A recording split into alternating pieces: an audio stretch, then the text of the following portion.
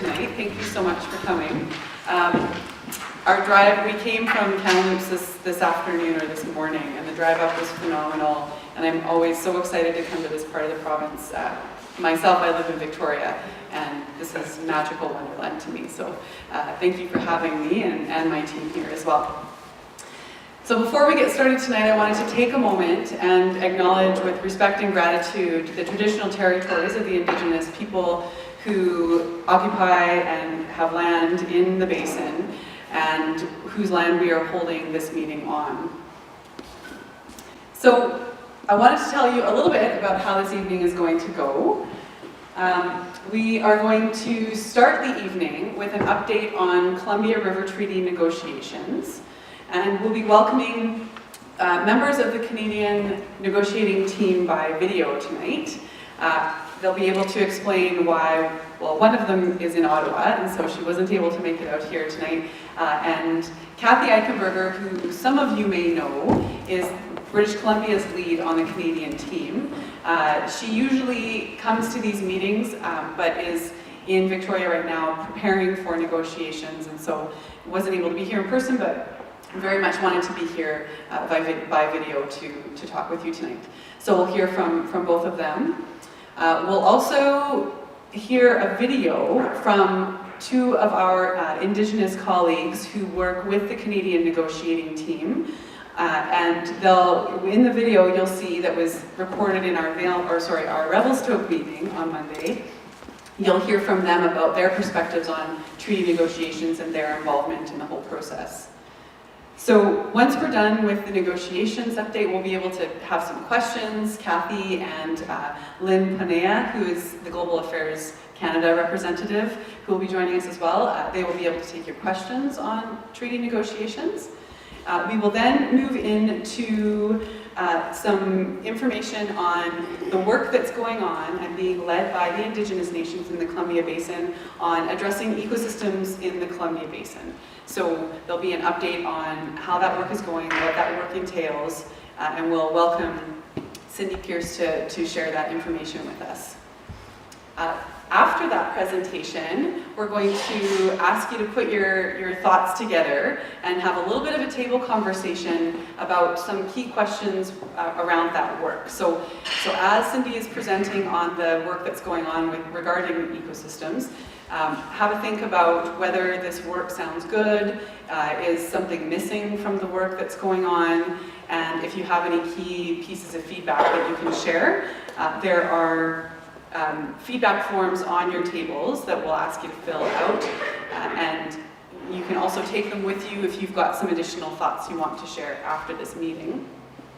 So we encourage you, when we have this group table discussion, to participate and hang around. After the discussion, we're also going to have another presentation from my colleague Ingrid Strauss on the things that the province is working on to address some of the community interests that we've been hearing over the past number of years that have to do with the Columbia River Treaty. And so that will wrap up our evening. We're due to wrap up around 8:30, and I'll keep a close eye on the time for that. A couple housekeeping items. You've seen the food. If you want to get up and refill your plate at any point in the evening, please do. I believe that somebody has boiled some hot water, so there's hot water for tea available and coffee. Washrooms, I'm sure you know, are in the back over there. And emergency exits right here in the back. Are there any questions before we get started? No? Right on. And so one thing I didn't mention was I'd like to welcome, to start things off with some opening remarks, Donnie McLean, who is the City Councillor with the Village of Valemount, as well as the Columbia River Treaty local government representative working with the province as we work towards negotiating the CRT. So without further ado, I'd like to welcome Donnie, and bear with me as I switch to PowerPoint presentations. Thanks, Brooke. Thank you, Brooke. I'm so happy to see all of you out here tonight. It's so important that we continue to have, sorry, can you hear me? Did everyone hear me? Okay, Laurel's having a difficult time. I have to speak right in. Is that better, Laurel? Okay. I'd like to thank all of you for coming out tonight. It's so important that you're all here and continue to show your interest and give your input. And into this treaty negotiation process. I'd also like to thank the provincial and the federal negotiating people for being here with us tonight. And to introduce Linda Worley, our chair for the Local Governments Committee, who's going to present the draft of the treaty recommendations by our committee. Linda.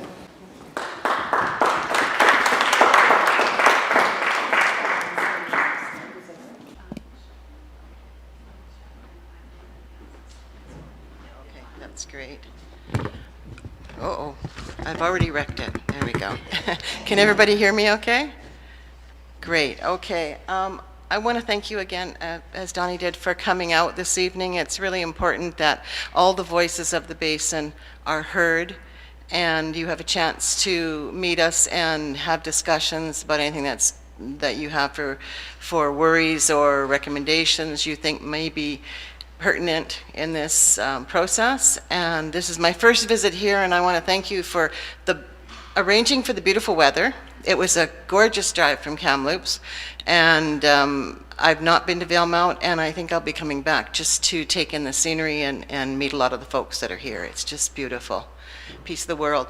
So we're going to go through this presentation, and we'll start with the first slide.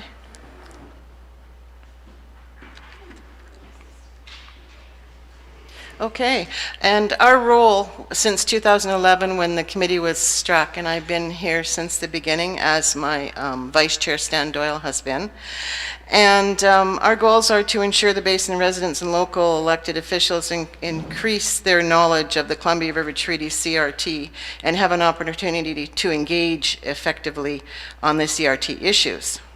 The committee is vibrant. We have a lot of new members this year since the last election last November, and it's been great to build them a knowledge of what's happened with the treaty so far, and many of them came in not knowing much, but it's a great opportunity for us to refresh our minds and to create knowledge with them so they can carry on to all you good folks in their areas and bring across the message. And Cindy Pierce has done a phenomenal job of mentoring us all. So this picture, and as you can see, advocating for specific regional interest and working collaboratively with the local MLAs and MPs, that's something else that we do. And this picture is the mud flats, you probably all recognize it, south of Valemount during the annual spring drawdown. Okay, the members of the Local Governments Committee are as follows, and as you can see, the committee members are appointed by regional districts, 2 members from each regional district. In the case of the regional district Kootenay boundary, we also have a staff member who is quite knowledgeable in all things water, and he is on there as well. Oh, I'm sorry, I'm wrong. I'm talking about CBRAC, sorry. I get them mixed up, I'm on 2 different committees. So this is local government appointees. As I said, Stan Doyle, Area B Director from RDEK, is our Vice Chair. And we work well together, and it covers the whole area. And as you can see, Donnie is on there as your representative. And we have an AKBLG, which is Area Kootenay Boundary Local Government Committee, which is a committee that that represents. They have a how should I put it?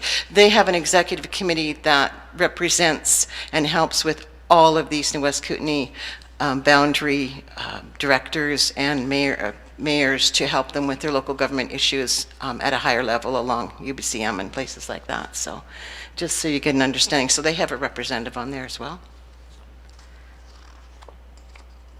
Okay, our activities. They've been many and varied. 2012 to 13, we met with the BC review team, and we have advice from experts, and we submitted recommendations based on what we got out of community meetings around the Basin. The recommendations are all based on what come out of the community meetings. They aren't just from the committee members, they are from you, whatever you've put forward.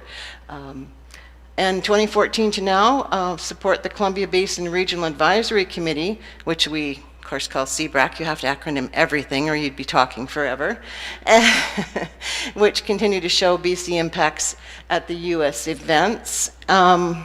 2016 to now, we liaise with negotiating teams, and 2018 community meetings, we met with BC team and had advice from experts, and now we're updating our recommendations. We had presented some recommendations preliminary before, but now we're updating because things have changed or more things have come to light. From the communities through 3 rounds of previous meetings, where new issues that came to mind arose, things that came from the treaty, the original treaty. Okay. Currently, we're updating our recommendations, and some things have changed over 5 years, and I want to review the main changes with you now and invite you to provide feedback on these, please. So here we go. Things in bold are the new things that we're adding to the old recommendations. So we are working with the negotiating team. The protocol is working well. Engagement with Basin residents, of course, continue through the community meetings, and input from CBRAC. And information about benefits to Basin residents are available to communities for review. So those are things that we've done. The draft highlights include assessing benefits and impacts, making sure all benefits and impacts along the river are assessed and considered in treaty decisions.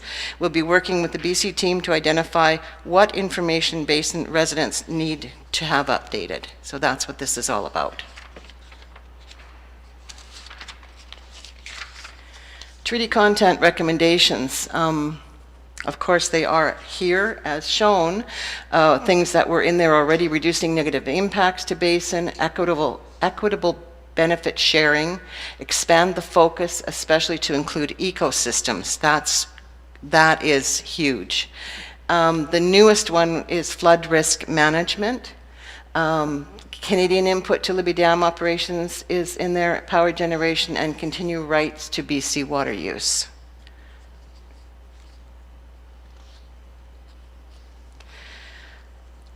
Treaty content recommendations to integrate climate change, pursue salmon restoration. One of the newest ones is less fluctuation in reservoir levels.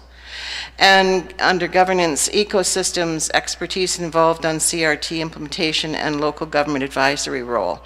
Increased flexibility and support for basin scale river management organization. The governance recommendation is based on input from the public last year, and we note that the Basin Scale River Management Organization recommendation goes beyond the CRT. The picture is the swimming area at Nakusp on the Arrow Reservoir in 2016 when the reservoir was drawn down deeply for that dry year. It just goes on forever, as you all can relate to.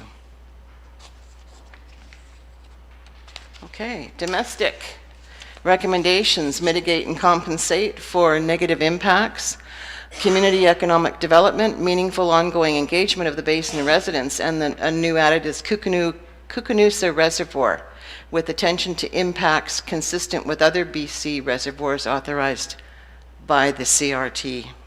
And the Kukunusa Reservoir is created by the Libby Dam in the US, so it is not managed the way the other reservoirs are authorized by the CRT. We don't think this is right, and we'll be working to address issues such as ongoing debris removal, recreation access management, and agricultural development. This picture is of the Kukunusa Reservoir early in July, and when the marinas weren't accessible due to low inflow and legally required fish flows.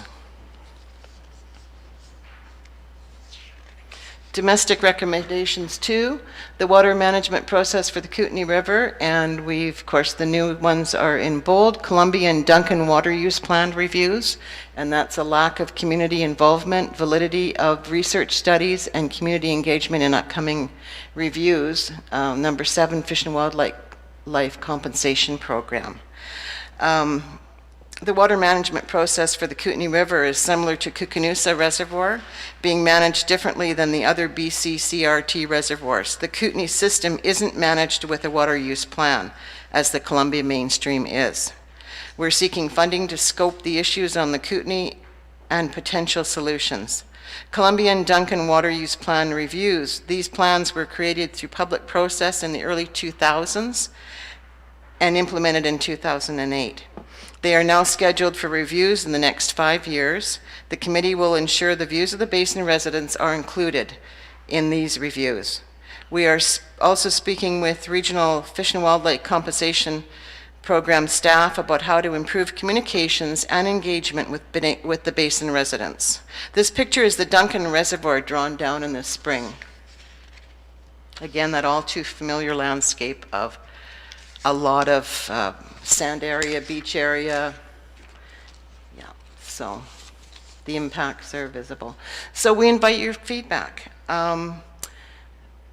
You pick up your paper copy or go online by Googling AKBLG CRT after Monday next week and send your feedback by email to our Executive Director, Cindy Pierce, at that email address, or send written comments to the CRTLGC at that address and note the date by the 9th. The committee invites you to provide this feedback for the recommendations. Paper copies are available on the back table over here if you haven't seen them already, or available by Googling AKBLG CRT. The preferred option is to reduce paper and costs and go online if you can and do that. Okay, and you can chat with us after the meeting for anything that's you have a question or you have a comment or anything else. That would be great. And that about does it for me. And I'd like to show that there's some information here. Contact for Donnie and myself. It's there on the paperwork. This Columbia River Reconnect mural is on the side of the Trail Memorial Center in Trail. This was painted by 4 young people with handheld paintbrushes. And it doesn't do it justice, but it depicts the journey down the river, past and present, that was done by people in canoes. And it celebrates and it respects the Indigenous peoples, the First Nations. So, thank you.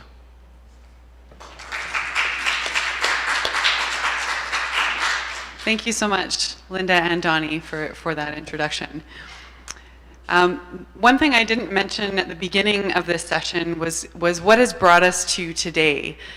So just to kind of put things into context, in 2012 and 2013, some of you may have been part of this. The province conducted a series of community meetings along with other public consultation to really start to think about the treaty. We called it the treaty review, to review, a treaty that was coming up to 50 years old, to see whether it benefited the people of the basin, or whether the treaty needed to be terminated, or whether it could continue but with some modifications to make it better. And through the extensive public consultation that happened with communities, with First Nations, with hydro operators and local governments, it was decided collectively that it was better to continue the treaty, but there were definitely improvements that needed to be made. And so treaty negotiations began last year between Canada and the US, and I'm going to turn it over to our global affairs colleague, as well as our provincial lead on the negotiating team in a moment, to give you an update on that. But we also came back to the communities in the basin last summer to conduct another round of community meetings to make sure that the concerns that we had heard in 2012 and 2013 were still relevant, and whether there were any other concerns that needed to be addressed that hadn't been captured before. We also, of course, provided an update on negotiations, which wasn't too much of an update since they had just begun about a month before. So now here we are a year later, wanting to come back to this community, as well as 12 others throughout the basin, to share an update on negotiations and provide an update on the work that's been done to address some of the key concerns raised in the past. So just wanted to provide that perspective on how we got here tonight. So there you go. So now I think I will turn it over to Lynn Ponea, who is with Global Affairs Canada and part of the group that is responsible for negotiating the treaty on behalf of Canada. So are we good to turn it over to Lynn? Thank you, Brooke. Good evening, everyone in Valemount. It's a real pleasure to join you this evening from Ottawa. My name is Lynn Panaya, and I'm a Senior Policy Advisor at Global Affairs Canada and part of the Columbia River Treaty negotiation team. The Government of Canada is really pleased to continue our involvement in these community meetings. It remains our goal to engage with Basin residents and stakeholders throughout the CRT modernization process. We were recently in the area as Canada and the US held the 8th round of negotiations on the modernization of the treaty in Akam near Cranbrook from September 10th to 11th. Right after, we traveled to Kimberley to attend the 6th Columbia River Transboundary Conference hosted by the Columbia Basin Trust and the Northwest Power and Conservation Council.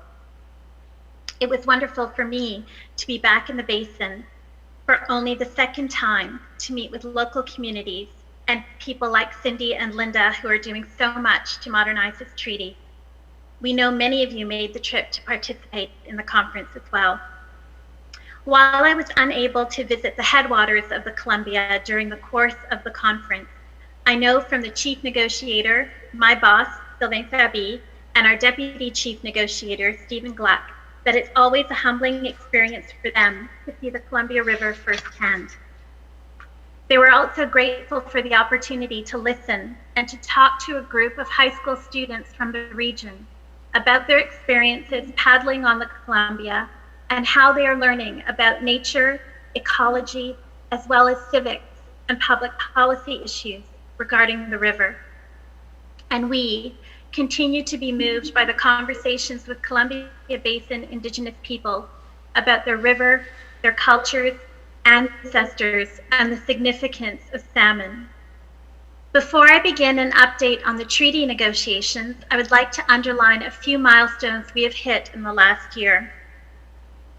First, in April 2019, representatives of the Tanaka, Sequapam, and Silks Okanagan nations were invited to participate as official observers on the Canadian delegation for the CRT negotiations. These 3 nations have now been part of the last 2 rounds of negotiations, this past June in Washington, D.C., and September in Cranbrook. Their presence has enriched our discussions and contributed to crafting stronger negotiation positions that reflect a more inclusive perspective, a perspective that was lacking when the treaty was first negotiated in the 1960s. We say observers, but they are in fact much more than that. They are part of our pre-negotiation meetings. They participate in our caucus meetings during the negotiations. And at the last round, they presented on 2 topics we know are critical to the basin: ecosystems and salmon reintroduction. The second important milestone for the year took place in late July, when our 5 governments, BC, Tanaka, Sequapam, Silks Okanagan, and Canada, signed a 3-year commitment to study the feasibility of reintroducing salmon into the upper Columbia River Basin. It was a historic moment for all of us, made in the spirit of genuine partnership and reconciliation.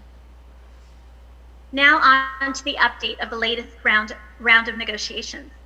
As I said, Canada hosted the 8th round of the negotiations in Cranbrook from September 10th to 11th. It was both a deliberate and an easy decision to hold our negotiations in Akam because we wanted to ensure that as much as possible, we are in the Columbia River Basin, the region that bears the direct impact on the CRT. Our discussions in Akam were fruitful. There is a positive spirit of collaboration as both countries continue to exchange information and technical details to work towards a realistic understanding of each other's interests and concerns as we progress to formal negotiations. Specifically, on ecosystems, we are gaining a better understanding of both of our countries' approaches to this issue. Canada's Indigenous Nation observers delivered an ecosystems presentation along with BC to demonstrate the collaboration that has been done and will continue between different levels of government. Notably, the US also recognized the importance Canada has placed on this issue, and we believe that we have laid the groundwork for deeper collaboration in the context of a modernized treaty. The entire Canadian delegation was also very pleased to have U.S. tribal representatives from the Kootenai Tribe of Idaho, the Confederated Tribes of the Colville Reservation, and the Confederated Tribes of the Umatilla Indian Reservation participate in the negotiations. They also spoke about ecosystem work, primarily centered around flows for fish, that the U.S. has undertaken in the basin, including through their transboundary efforts. On salmon, the Canadian Indigenous observers highlighted the recently signed letter of agreement and the upcoming approach to studying the feasibility of salmon reintroduction in the Upper Columbia. I understand that Cindy Pierce will provide more detail on these issues. Finally, we also continued discussions on FRM and hydropower, and we are pleased to see progress on both of these issues. Frankly speaking, this has been a complex undertaking as both sides grapple with their own unique data sets, especially on FRM. We hope we can hit some common ground here in the coming weeks and months to better inform our negotiations. I'll close by saying that though this is a multifaceted negotiation and one that isn't straightforward, I can say with certainty that there is a very strong spirit of collaboration and goodwill among both delegations. This is very clear to us. So it is our hope that we will come to an agreement that is both fair and also encompasses the issues that were missed in 1964 when the treaty was first agreed upon. The next round of negotiations will be hosted by the U.S. in Washington, D.C. from November 19th to the 20th. Thank you very much for this opportunity to update you on the negotiations. It's very important to us to understand your views and concerns as we continue our negotiations with the United States. Thank you to Kathy and Brooke and company for organizing these meetings, and a big thank you to Ray for making our AV needs work so smoothly. I wish you well in your discussions tonight, and we look forward to updating you again soon. Thank you. Thank you so much, Lynn. And just to highlight right now, what is it, about almost 9:30 your time in Ottawa there? So thank you very much for joining us. We really appreciate it. No problem, my pleasure. Yeah, thank you. And so I am now going to turn it over to Kathy Eichenberger, who's also joining us by video. So if we want to switch over to Kathy, and then we'll have a chance to hear from our Indigenous colleagues as well as ask questions about negotiations. All right, Kathy, go ahead.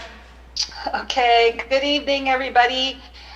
I'm really sorry that I'm not there with you. And I love the community meetings, even though, 12, it can be quite daunting, but it really recharges me when I'm talking to you in person. And it's the first time I'm doing this video conferencing thing. And I have to tell you that I don't like it.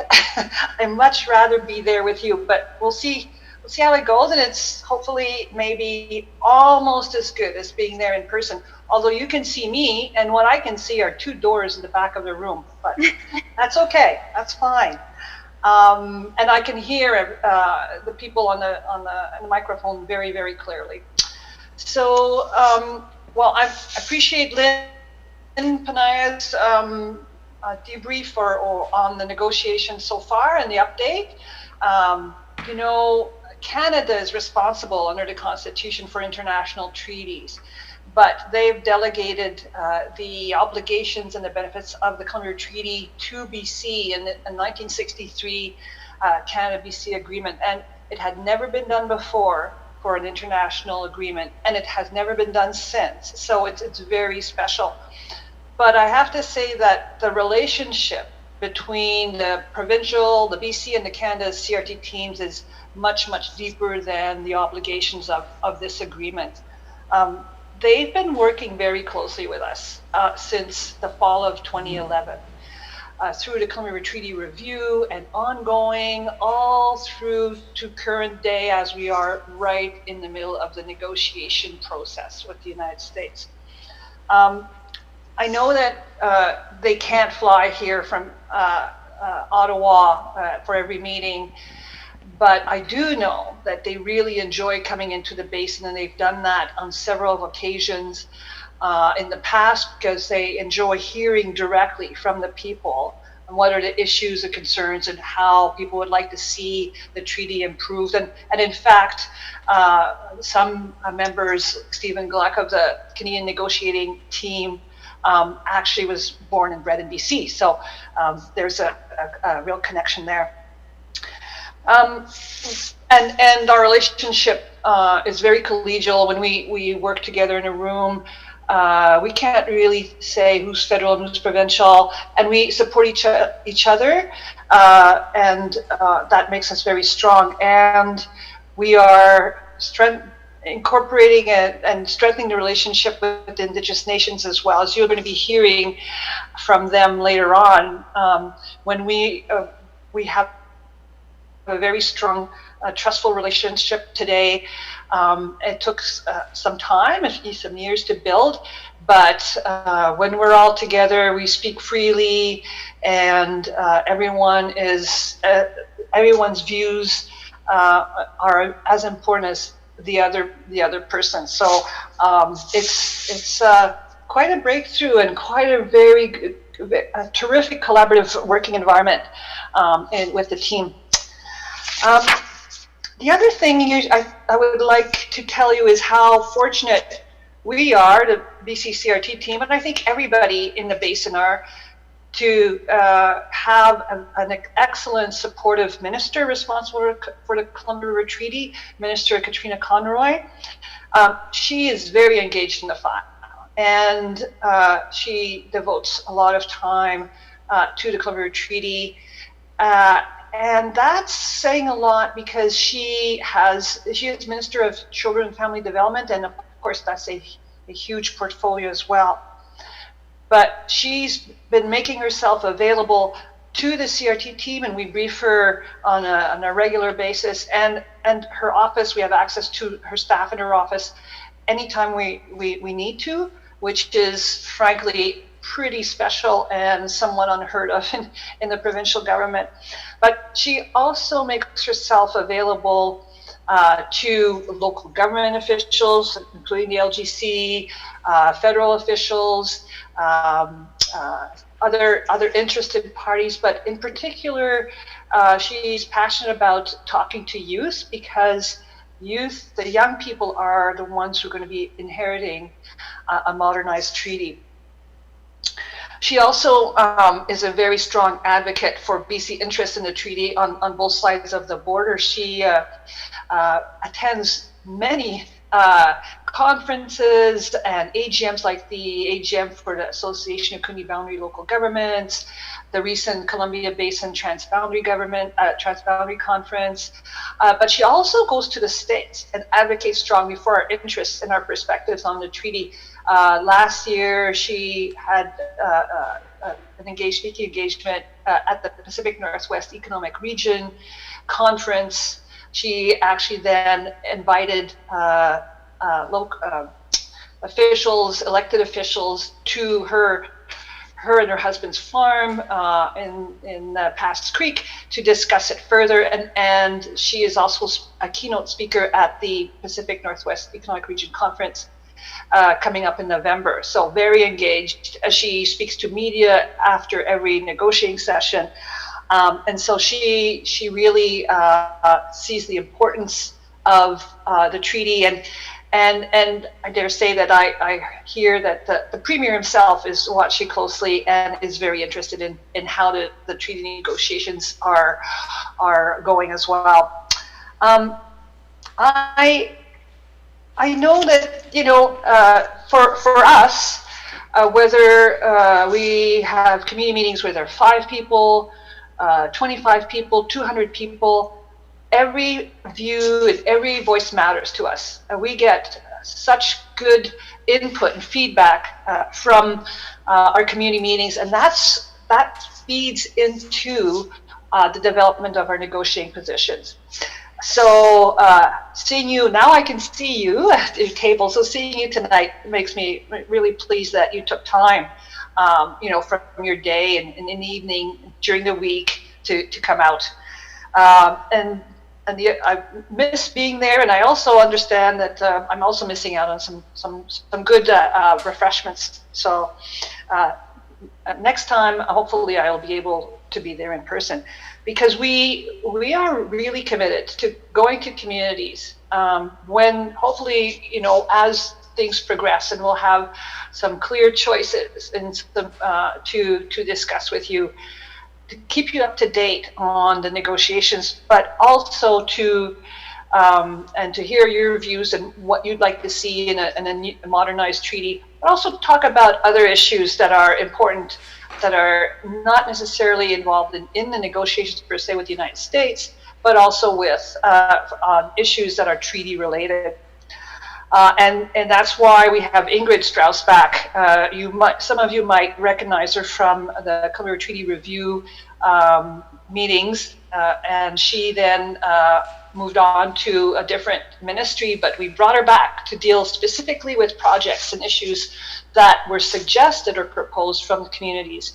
And, you know, we know that we won't be able to address all of the issues and requests from the communities, but we are willing to and wanting to consider doing what we can to address some of those issues. The other thing I have to say is, you know, the local government committee has been a wealth of input and insight, and such a strong voice for all the constituents in the basin. And they've been engaging with the province since 2011. They give us advice on how to consult with communities. They give us some insights on what's important to communities, because they're there on the ground, talk to their constituents on a regular basis.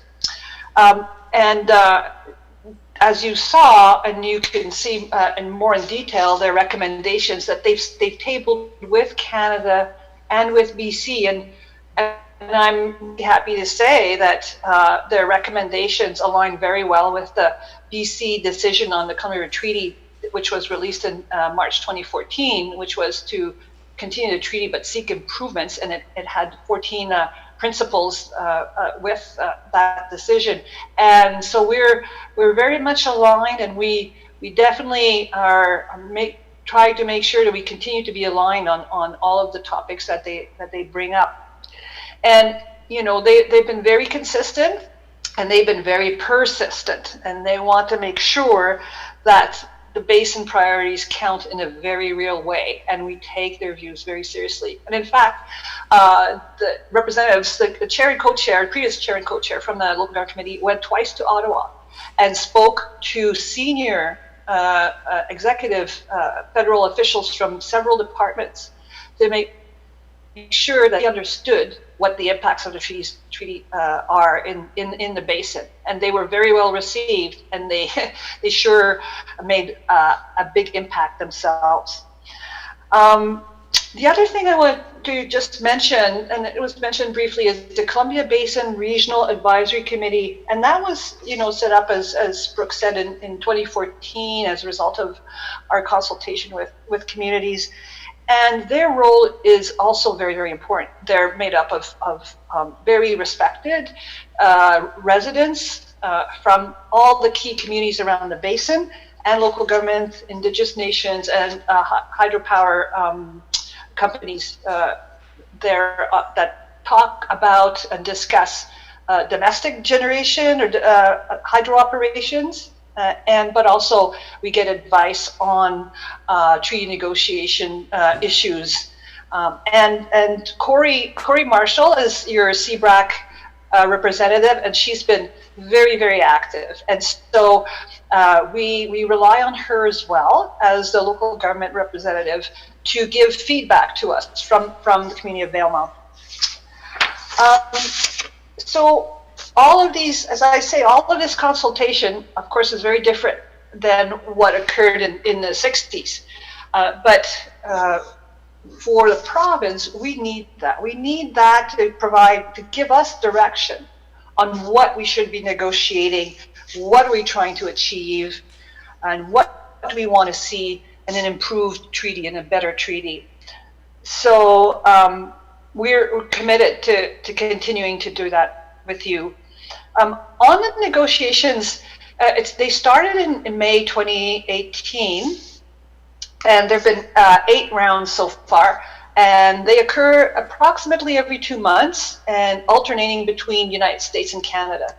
And I'm quite pleased to say that at least half of the negotiating sessions with the US and Canada have occurred in the Basin. And I think that's very important. And we're going to try as hard as possible to make sure that that continues, because not that the public's invited to the negotiating sessions, they are confidential, and we don't negotiate in public, but just the fact that it's held in the Basin, I think is symbolic of the importance of the Basin issues. And in fact, I know, and we've heard from the U.S. delegation that when at the last round in September, where it was in a camp near Cranbrook, and they heard from the Tanaka Nation of the creation story, and bit of the some cultural aspects of the area, and went themselves to the headwaters, the U.S. delegation, that it made a very profound impression on them. And that is a personal profound impression, and that doesn't go away. So I think that we also had in 2018 a negotiation round in Nelson, and it was August 2018. Well, it created an impression, all right. It was in the middle of the wildfires, and the smoke was so bad we couldn't fly out. But still they saw, if they see with their own eyes, the scope and the breadth of the treaty facilities and the impacts. I think that's very important. So we continue to move forward and develop our positions and work closely with the Indigenous nations. And today it's a different day, and both the province and the federal government have adopted the United Nations Declaration on the Rights of Indigenous People, and in fact, the provincial government is poised to table legislation to that effect in this legislative session. So we're hoping we're getting it right this time on the community consultation aspect, on the Indigenous partnership with Canada. And also, I hope that tonight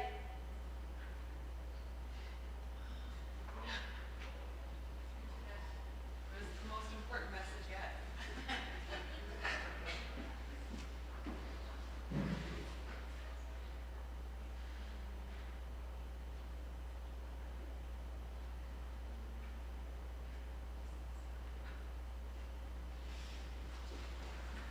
agriculture and diking and so on. And so that, I guess, wraps it up for me. And looking Hey Kathy. Yeah. So you paused or the screen paused when you said the most important message yet is, and then you paused. Are you able to repeat the last thing that you said? Most important message. What did you say just before agriculture? I think you said you were getting it right this time. Yeah, we're hoping we're getting it right this time with listening. Not just drive-by consultation. Listening to the communities, listening to what the people in each community are giving us advice on and input into the treaty, and also discussing potential issues and projects and solutions with each community, which is quite what I said, but it's also what I mean. So, I'm going to hang around, and after the Indigenous segment, then certainly open up for questions. Thanks so much, Kathy. Yeah, and we will, I'm sure, have questions after the fact. So we will now show a little video that was recorded at our Revelstoke meeting on Monday from Natalie Allard, who is with the Tanaka Nation. and Shannon Goss, who is a Silks Okanagan Nation member, and they'll share a little bit about their experience working with the Canadian and provincial government on negotiations and what it's like with the essentially 5 governments working together on negotiations.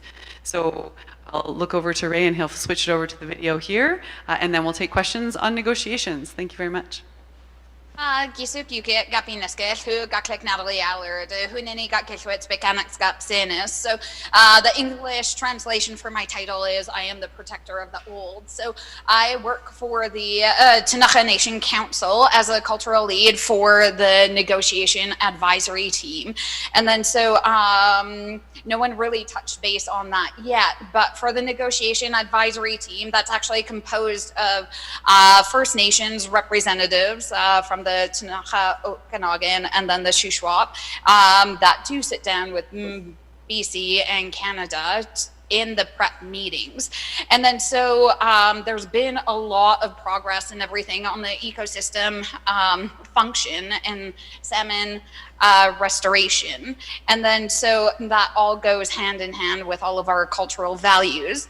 And then so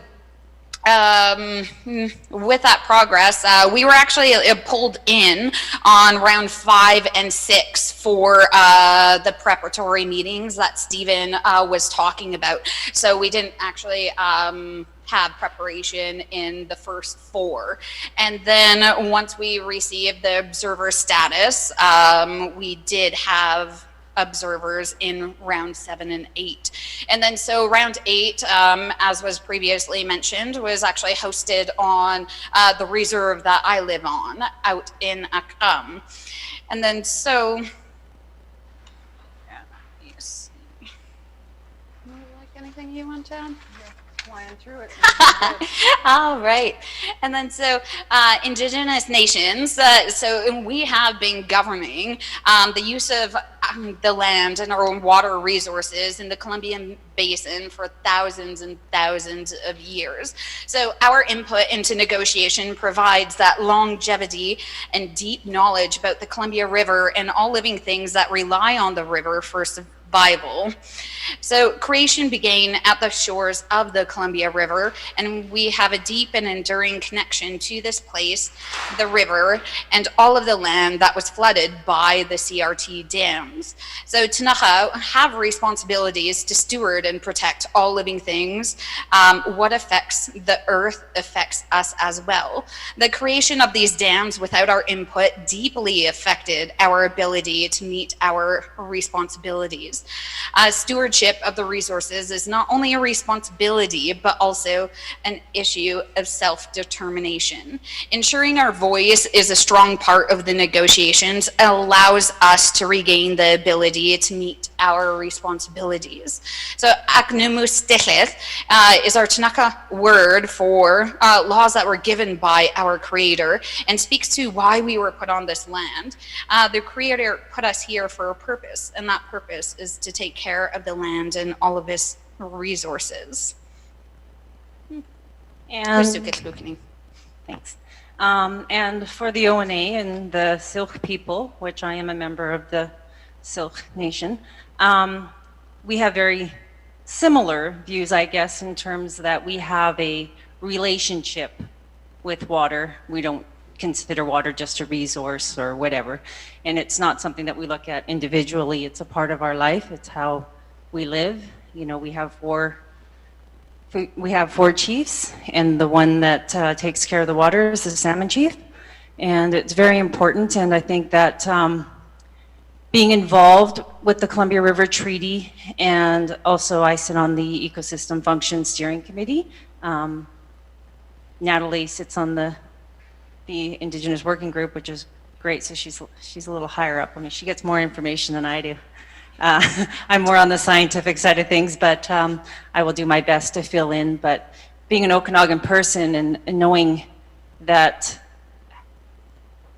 what water means to us as a people, and to see how we can incorporate our values into the Columbia River Treaty through ecosystem function and our cultural resources and how we live our lives. And I think it's a great opportunity, and I think they are definitely making headway in terms of actually being invited to be observers within the negotiations. I think that's great. So I think that's about all I can say for right now anyways. You guys have any questions? Natalie will be happy to answer. Thank you to both Natalie and Shannon for sharing. Wait a second, that's me. Just let the video do my job. So there you go. You get a bit of a perspective from the people themselves who are part of the team. Just again to highlight the collaboration that's happening between our 5 governments on negotiations. So at this point, I wanted to open it up to questions. If anybody in the room has questions for Lynn or for Kathy, they're still on the line and willing to answer whatever you have. Any questions on negotiations or anything other than that? No. Yep, great. I'm going to bring a microphone to you so that they can hear you.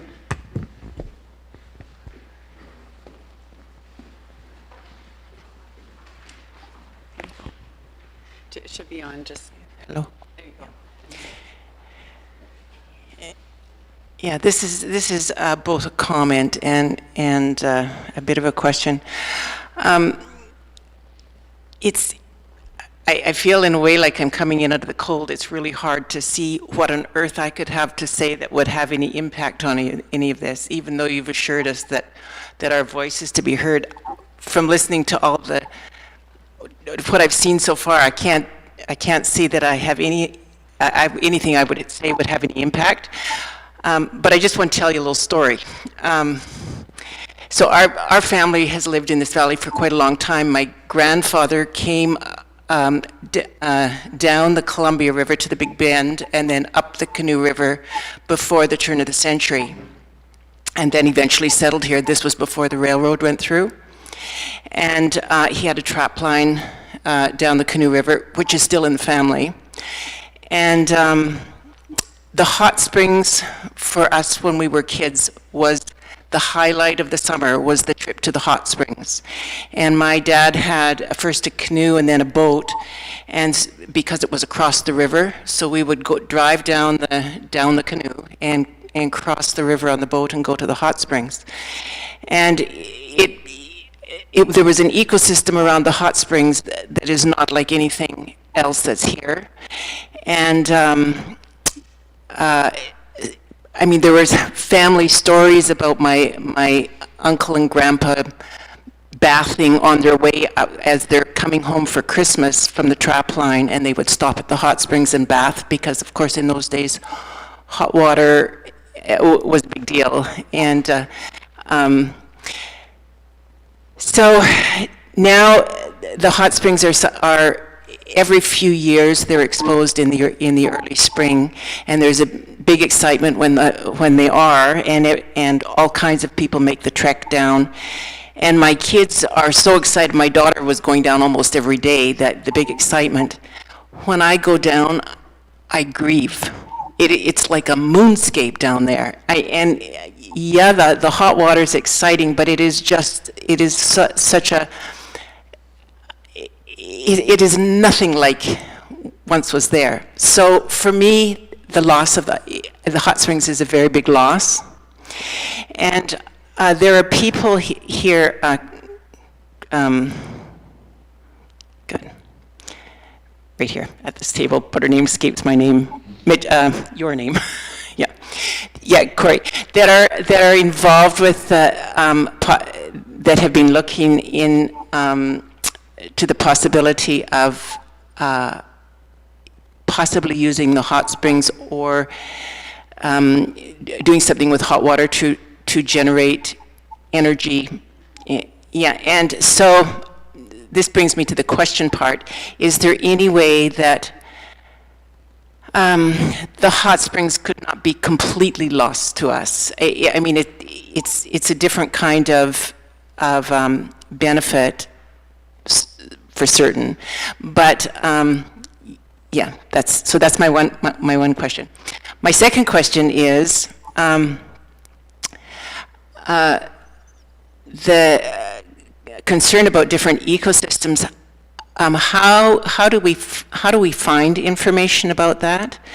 I know that there were a couple of girls, this is quite a few years ago, they rented a cabin from my mom, and they were spending the summer looking at snakes and frogs, as far as I know, and how they had been affected by the dam and the rising and lowering of the water. And just the other day, I flew with a local guy that does the contract. I think he does the contract, I forget who it's through, but it's actually for BC Hydro. And we were counting the kokanee in Camp Creek. But those, I happen to have personal connections with those people, but otherwise I would never have known anything about them, about those studies. And I would like to know if there's some way that the ongoing studies could be made available for the general public. Those are my two questions. Thank you very much. And I'll turn it over to Kathy, maybe, or Lynn to answer, but I wanted to build on your story. So thank you so much for your story. Corey actually shared with us earlier this year some drone footage of the hot springs that had been exposed. We've seen the moonscape. I say we, myself, Kathy, and our team, Global Affairs team, we've seen the moonscape, and I can picture the beauty of the ecosystems before that, and to think that there's an excitement about an exposed hot spring that looks so desolate. I can imagine how it hits your heart. So I appreciate the story myself, and I'll let Kathy speak for herself, but sure. In terms of making an impact, you've made an impact on me, so thank you. Kathy, do you want to answer her other questions? Yeah, certainly. With respect to the first question, the hot springs, I'm not quite sure on the question of whether it'd be lost forever.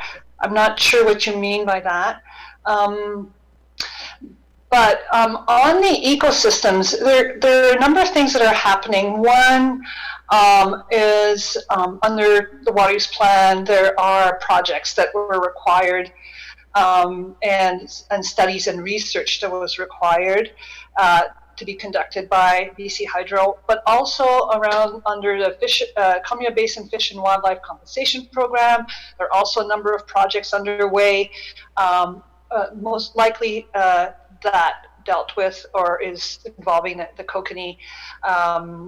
And so we will get information on studies in the kin basket and make them available to the Valemount community, so you know what's going on. Some there we have heard, you're not the first one, that communications could be improved in that regard, and so we will take that on to see how we could make sure that the communities, especially where the work is being done, that the communities are made aware of what is being done and why, and to what purpose. So that's a very, very good point.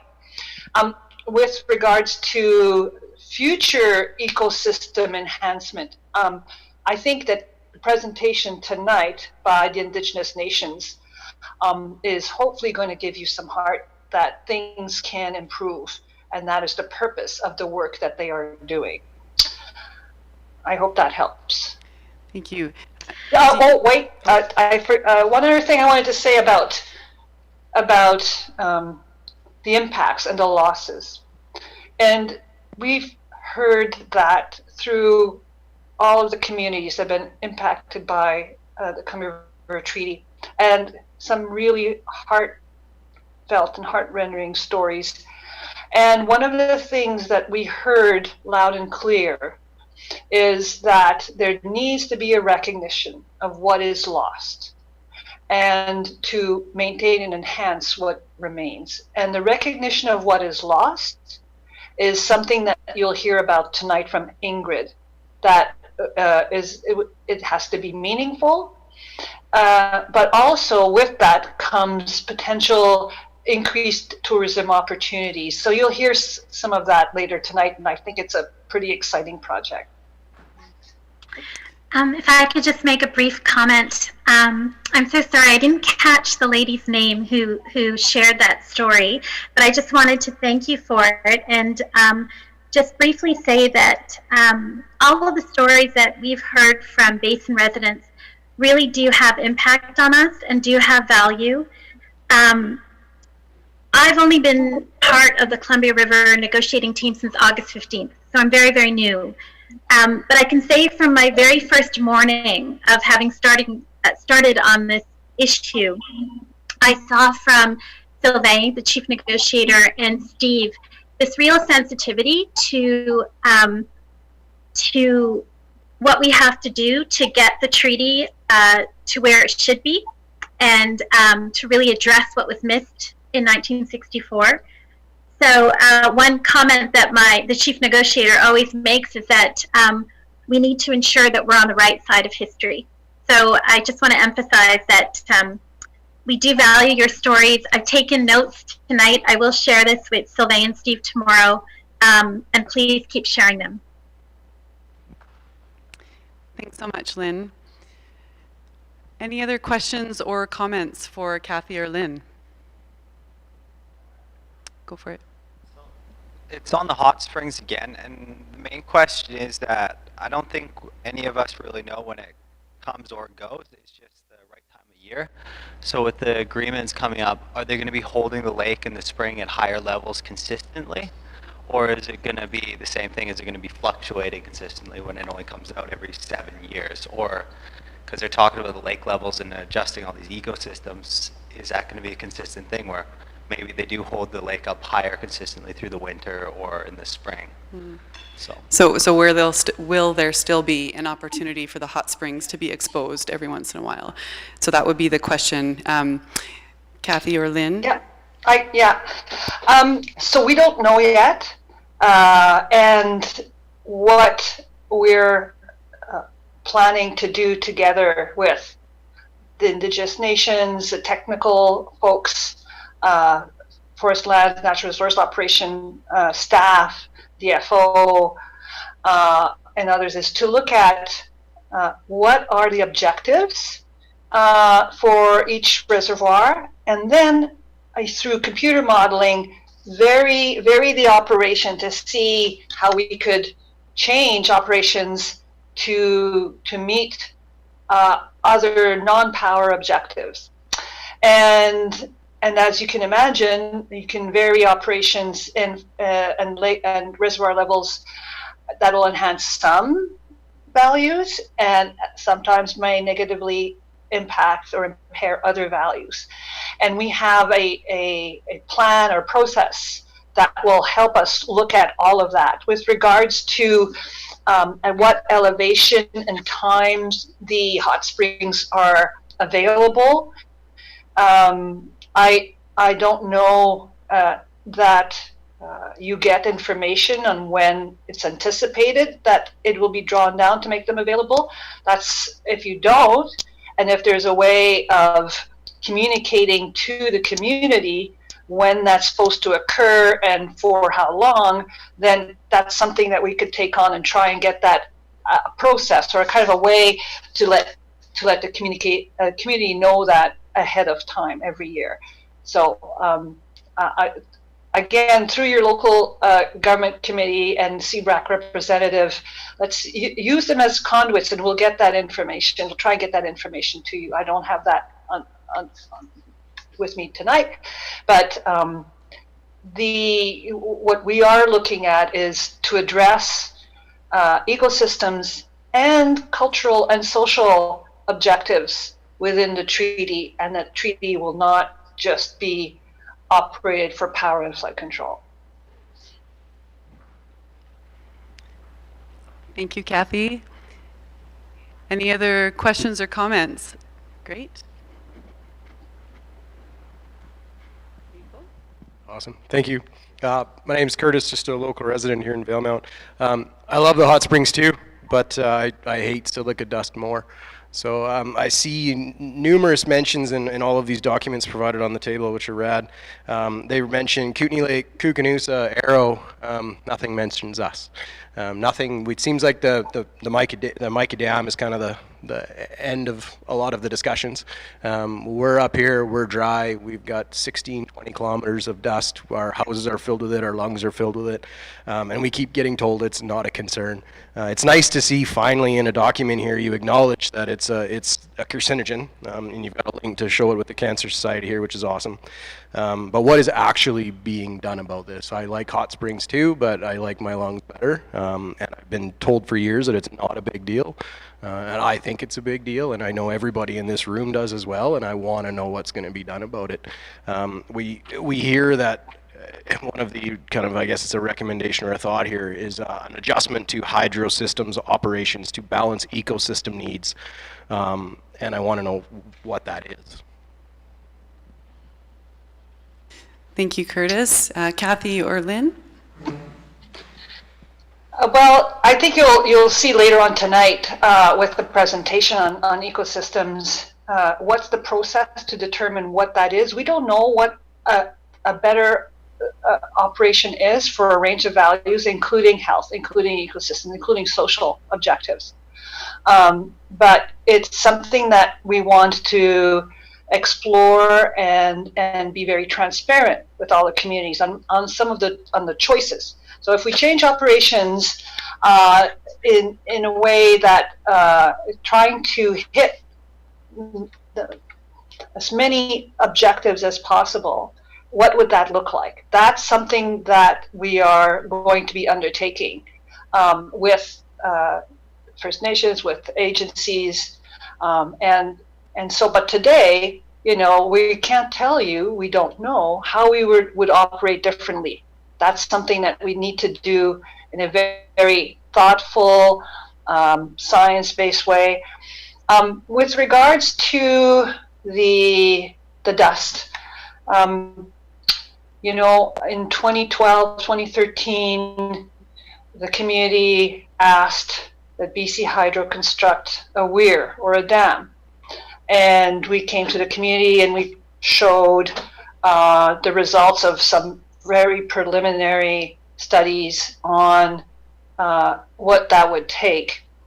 And based on some favorable assumptions, such as all the material being there and the ways to dispose of it, and so on, the weir would cost between $500 million and $1 billion, and that was in 2011 dollars. So today, you could imagine that it would be considerably more.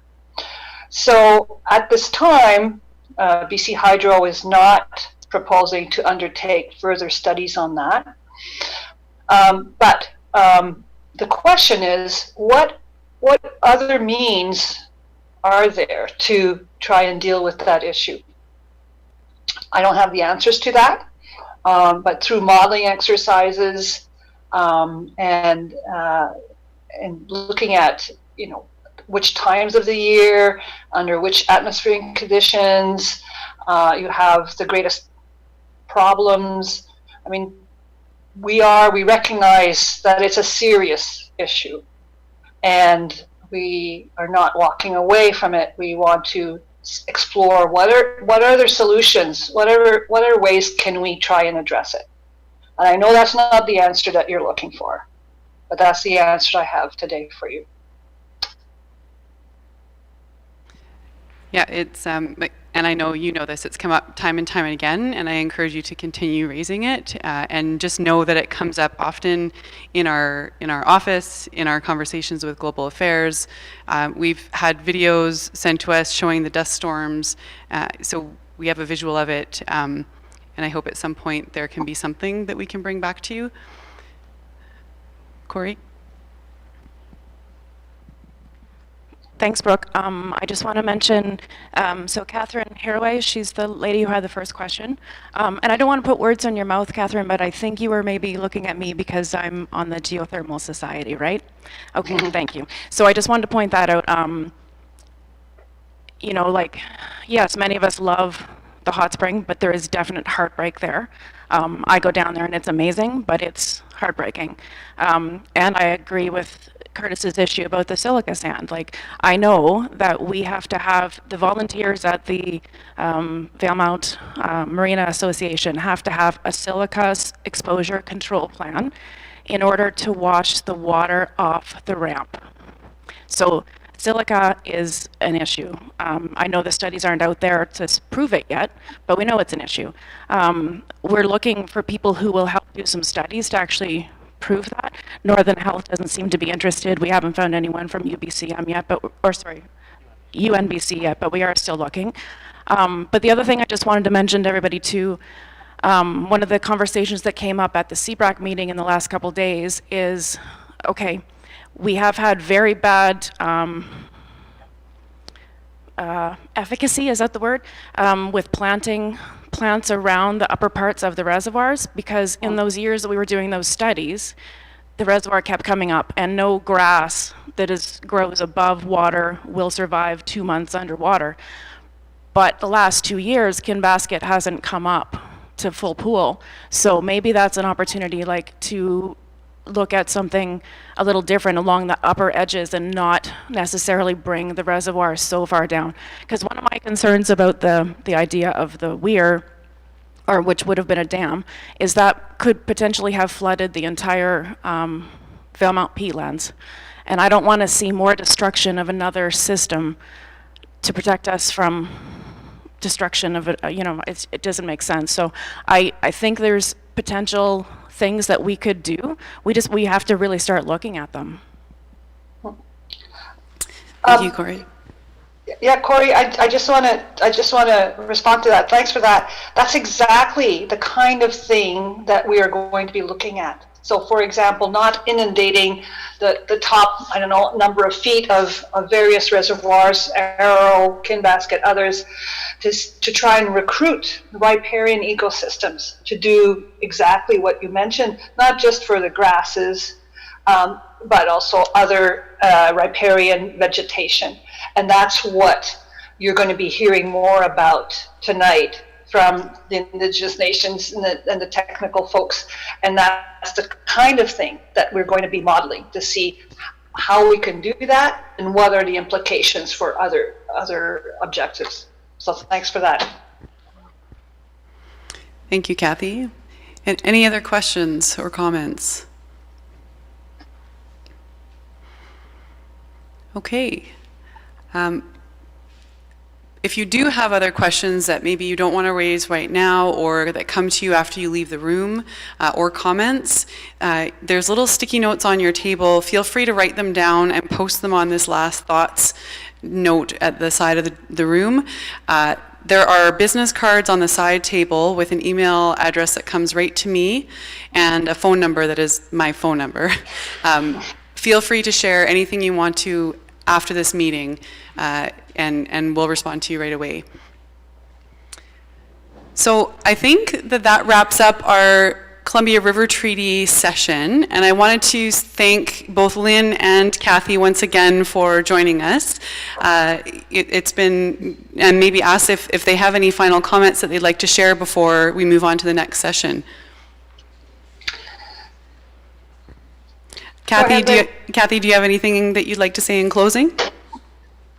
Well, all I would say is you are the ones living with this Columbia River Treaty and power generation for the province. As you know, the half of the power that's produced for the province of BC comes from your area, or the Columbia Basin. So hold our feet to the fire. This is a great opportunity that all eyes are on the Columbia River Treaty, the Columbia River Treaty negotiations, but also addressing domestic issues, non-treaty related, treaty related, but not part of negotiations that are regional, that are community. So this is a good time to ask and to be heard and be creative. So I hope at the end of the evening you'll have some further idea of how we can make can make some changes and some improvements for Valemount. So, but thank you for being there. I really appreciate it. Thank you, Kathy. Yeah, I'll just close and say that we really are listening, and we're very committed to negotiating a treaty that really addresses those issues that were missed in the 60s. And I feel so honored to be a part of this. When I applied for this position, I really felt that this was such an important treaty negotiation, but just the plethora of issues around it, the Indigenous concerns, the ecosystem concerns, the salmon reintroduction. I just felt that this was something that I really wanted to do, and that I've joined a team that is very committed to really seeing this through well. So thank you for your time, and I wish you well for the rest of the evening. Thank you so much to both of you for joining us. Have a great rest of your evening. Yep, thank you so much. Thank you. Thank you. So now we'll move on to the second part of our evening, on an update on what is going on around possibly addressing ecosystems in the basin. Kathy mentioned the Indigenous presenters. They're not able to be here tonight, so the work that you're about to hear about is Indigenous-led, not Indigenous only being done, but led by Indigenous nations. They're not able to be here tonight, but there is somebody who has been working very closely with them on this work. Her name is Cindy Pierce, and she'll be talking to you a little bit about the work that's being done there. She's also going to talk to you a little bit more about the letter of agreement signed around reintroducing salmon to the Upper Columbia. So maybe I'll introduce Cindy, and carry it away. Thank you very much, Brooke, and thank you to everybody for coming out. So you're not confused. When you read the documents that Donnie and Linda talked about, you will see my name on the front as the person to send the information to. I'm the same person. I have the honor of working with the Local Governments Committee since 2012, and working on ecosystem function since 2015, and since December very intensely with the Indigenous collaboration. It's really been quite amazing how these folks have moved forward. I am not personally working on the salmon letter of agreement, but I've helped them with the presentation, and I'm happy to bring it to you now. I also want to point out in the CRT update, the Indigenous speakers did not include a Shuswap or Secwepemc person. Nathan Matthew is one of the 3 observers on the CRT negotiating team, and he would like to be here, but he had a commitment at TRU that he couldn't shift, and so he sends his regrets. Is there anyone here from the Simp Nation? And when he was going to try and see if someone could come, so that's too bad. He's here with us in spirit, I know. This work is very, very, very important to him. So the Upper Columbia salmon update. Salmon migrated up the Columbia through to Columbia Lake. I assume they came up here to canoe as well. Are there stories of salmon fishing in the Canoe River? Don't know? I'm going to find that out. I didn't have time before I was asked to do the presentation, but I'm going to find that out. I live in Revelstoke, that's my hometown. I can see the river, the cottonwoods along the river out my window, and they fished for salmon there. In 1939, when the Grand Coulee Dam, just below the Canadian border on the main stem of the Columbia, was built, they did not put in fish passage. So before the treaty was signed in the 1960s, salmon were not coming up the Columbia River. Throughout the community meetings repeatedly, we've heard about the importance of salmon restoration. And the work on salmon restoration has been going on for some time. So this is an update about a really monumental event that happened this summer, really important to this initiative. Page down, Brooke. Okay. So the first thing is to point out what was lost. And Bill Green, who's been probably the spiritual leader on this, makes this presentation. He points to, oops, oh gosh. Tech support. Yeah, tech support, please. Don't give me the clicker, right? This is the message. Thank you. There must be a, Yep, it's, right, it's the middle thing right it's here. there. Oh my gosh, how do people with big fingers handle this? Yeah, he points to the last 3 bullets. This slide is really to talk about the scale of the salmon as a food source and a contribution to ecosystems that came up the Columbia River. It was huge. These are the Upper Columbia tribes in the United States, huge numbers of fish. These are the estimates for the Indigenous nations in Canada, huge protein source and cultural foundation. These are salmon people. The salmon are the foundation for their culture. And then the lower tribes down near the, further downstream also relied on the salmon in a big way. So this was a huge loss to Indigenous cultures. The work most recently has started in 2014 with some policy dialogue between Canada and Indigenous nations, and that was followed by some technical work. And there are a number of studies that have been done about where would you get donor stocks, where would you get salmon that haven't been here for over 50 years, more than that, 80 years. They worked through many of these things. What habitats would they go to? What impacts might there be on other ecosystems? In 2017, the Columbia Basin Trust started a dialogue with the 3 nations and the provincial and federal governments. And they worked through a number of workshops. And during that time, through the CRT process, the 3 nations came together around the CRT negotiations, and that was very helpful in moving this work forward as well. From October 2018 to 2019, they called them the Gang of 5. The 3 nations and the province and the feds worked out a letter of agreement, and that was signed. Whoops. Sorry. We've got 20 slides on the other one. We're going to have a problem. Fire me. That'll be okay. They signed a letter of agreement to work together over the next 3 years. And the copies of it are over on the side table if you want to read through the whole thing. The content, when I go, the commitments include this 3-year commitment with funding for the parties to work together and create a 5-year strategic plan.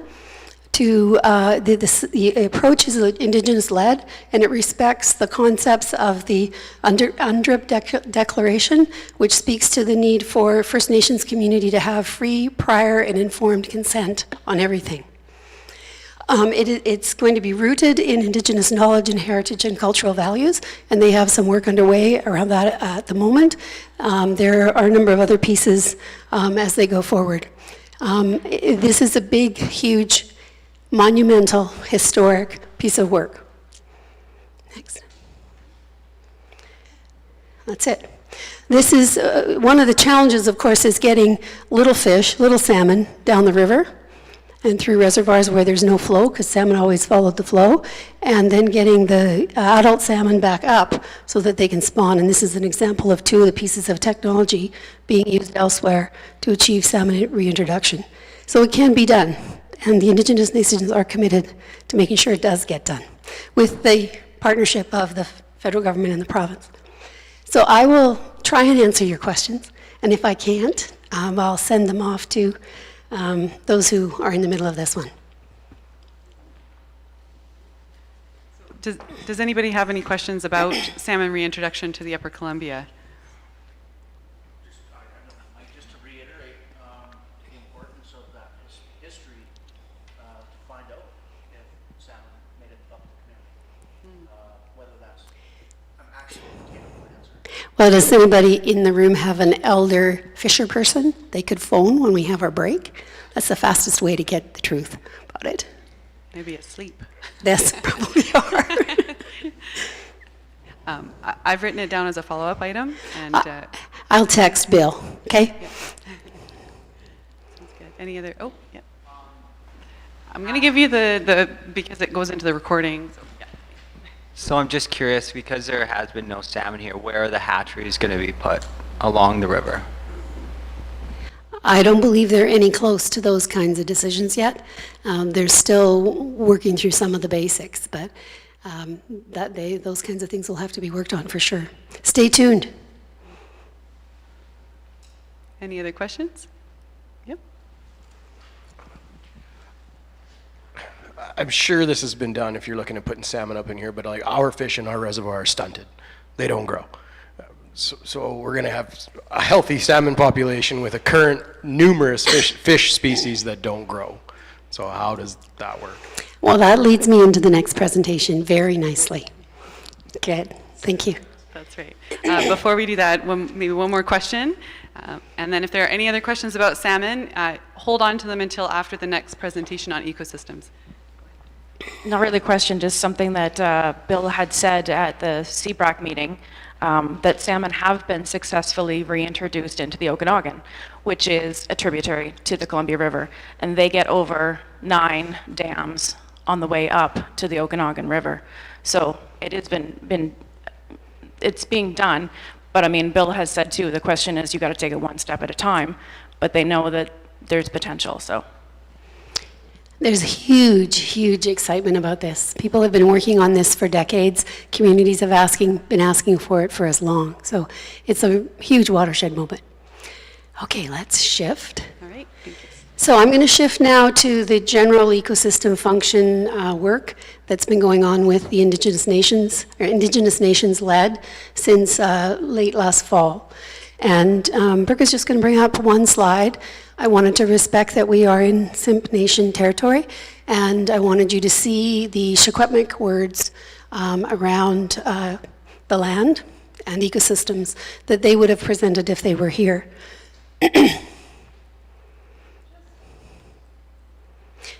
Again, you heard the words from the Silks and the Tanaka people.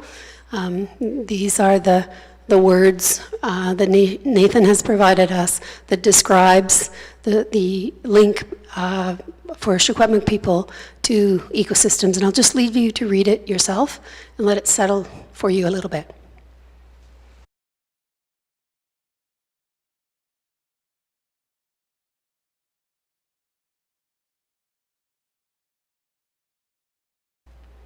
Okay, everybody got that?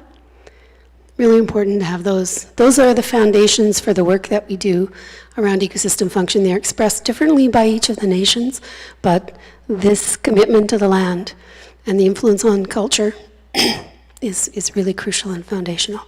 And frankly, I think that's true for many of us who live in rural communities. We're very connected to our landscapes. All right, let's go to the long one now. So as Brooke mentioned, we are going to ask you after this to take some time at your tables to answer a few questions that are on a questionnaire in front of you there. So as you're going through the presentation, maybe think about, how do you feel about this? Does it hit the mark? Is it a long ways off? It's very much a work in progress, very much a draft, but it's a start. So I'll try. Let's see if I can make it work. Okay, so an outline of the background. A list of the outline. We're going to start off with a background, look at some goals, some next steps, the importance of flexibility. You're going to hear that word repeatedly, and question and answer, and then move into discussion groups, okay? So this is the slide for the Tanaka Nation. You saw this Secwepemc slide earlier. This is the same kind of words, just in a diagram. And this is the slide. Oops.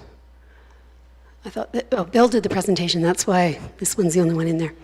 So what is ecosystem function? Well, it used to be called ecosystem-based function. You might have heard about EBF. Oh my God, what does that mean? So we've got it down to ecosystem function now, and it might soon be ecosystem management. That's easiest to remember. It talks about, in a Western science context, all of the components of an ecosystem, how they function together, what trajectory they're on. But really importantly, for management, you need to have clearly defined goals and objectives that include the social and cultural importance of ecosystems. Not the biology alone, but the social and cultural importance. And so for Indigenous nations, They look at ecosystems to include the words listed below. It isn't just the biology, it's the cultural connection to their life. The treaty affected basin ecosystems hugely. This is from a document called the Dam Footprint Impact Study, and if you're really keen about this stuff, the PowerPoint will be posted and that you can link to the study through this presentation. If you look at Kinbasket, and you see the big numbers down at the bottom, floodplains and upland ecosystems, that's why you have dust. Because the largest portion of the landscape for Kinbasket was previously forests and floodplains. And that's true across the basin. If you go to the far right-hand side, you see the biggest numbers in the table are wetlands, floodplains, and ecosystems. So that to some degree is the focus of the work, as well as salmon and fish, because those are culturally important to the First Nations. So there isn't just the impacts from the creation of the reservoirs, there's also impacts from ongoing operations, which you see all the time. You can read the list, but I think you know what those are.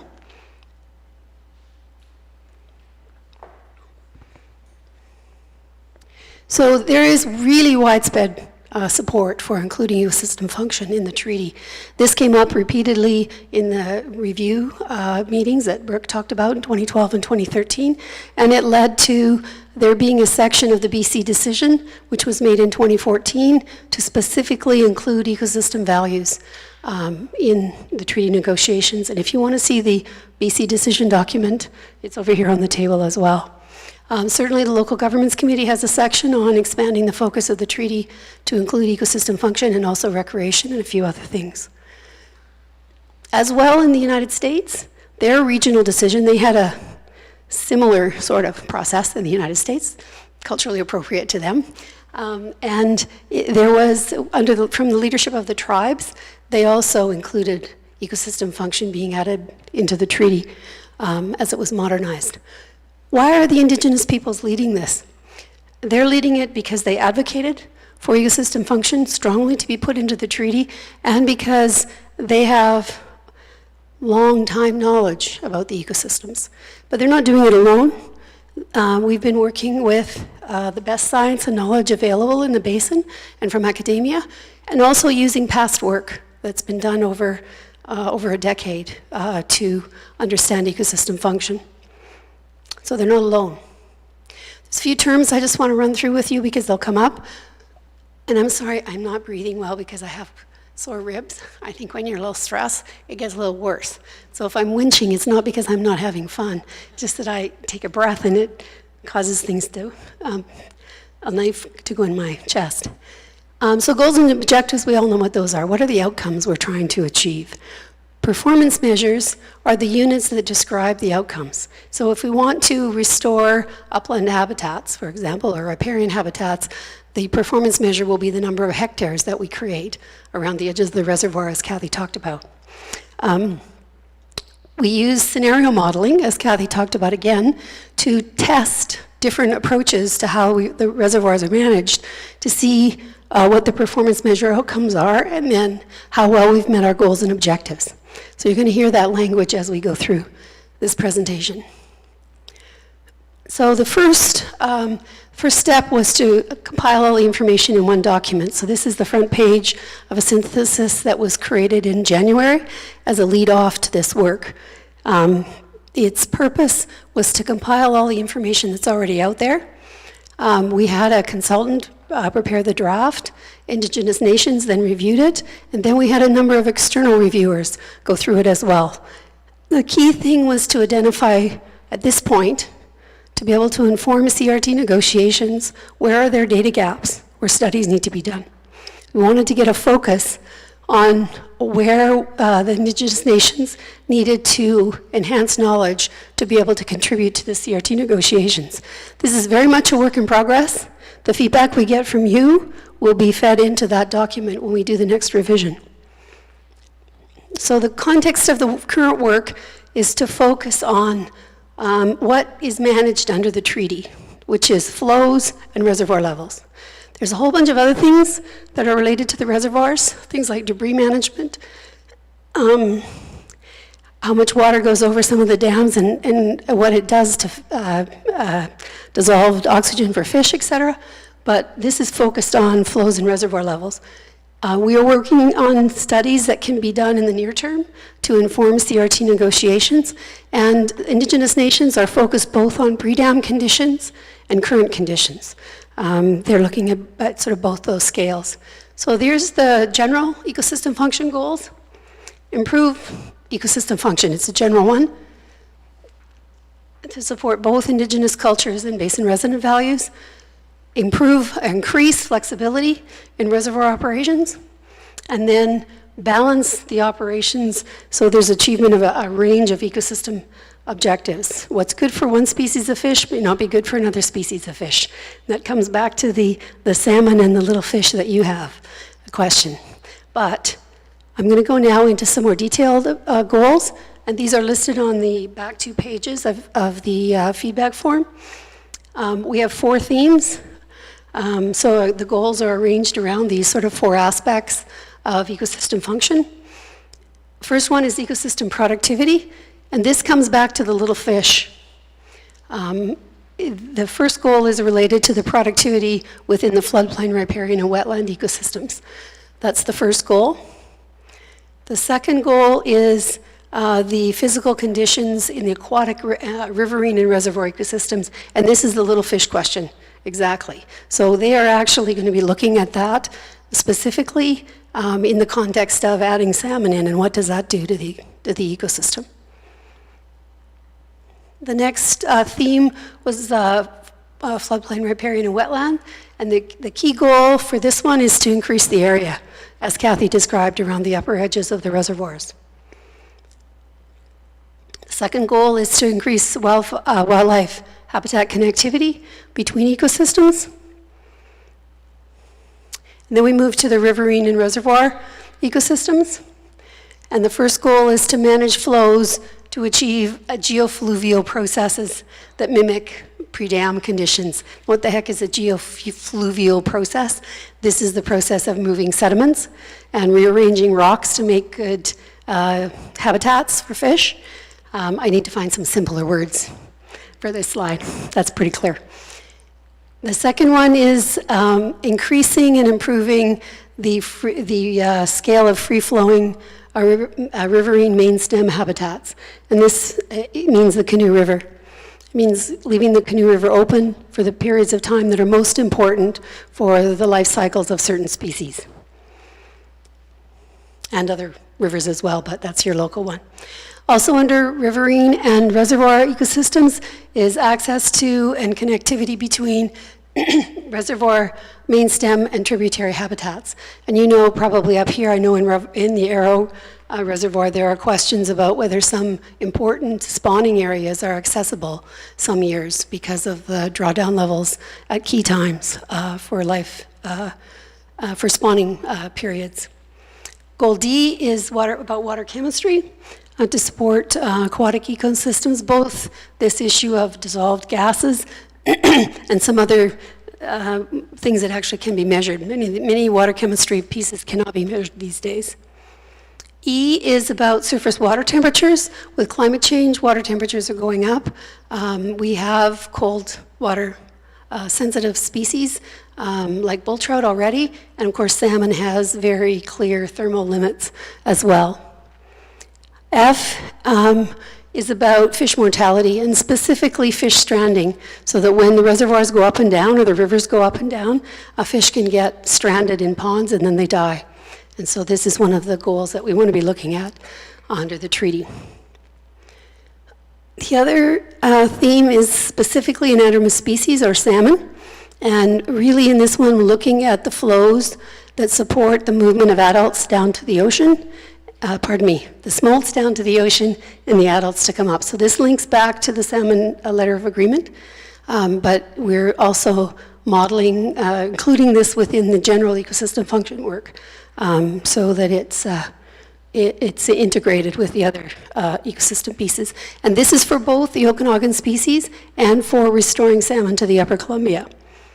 There's a separate goal B that's about making sure there's enough salmon to fish in the Okanagan River system, because they've gotten back to a cultural fisheries.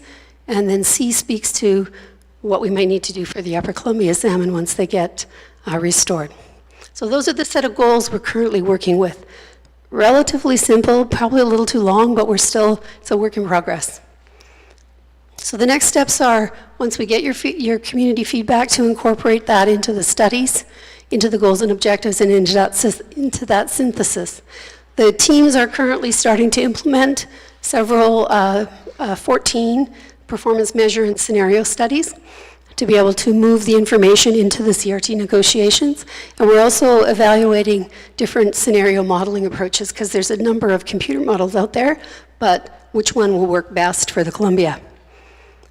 The next priority is to develop a number of different scenarios of flows and reservoir levels, and then to model them and see how they impact the outcomes for those goals. And to, as I mentioned, to refine the synthesis.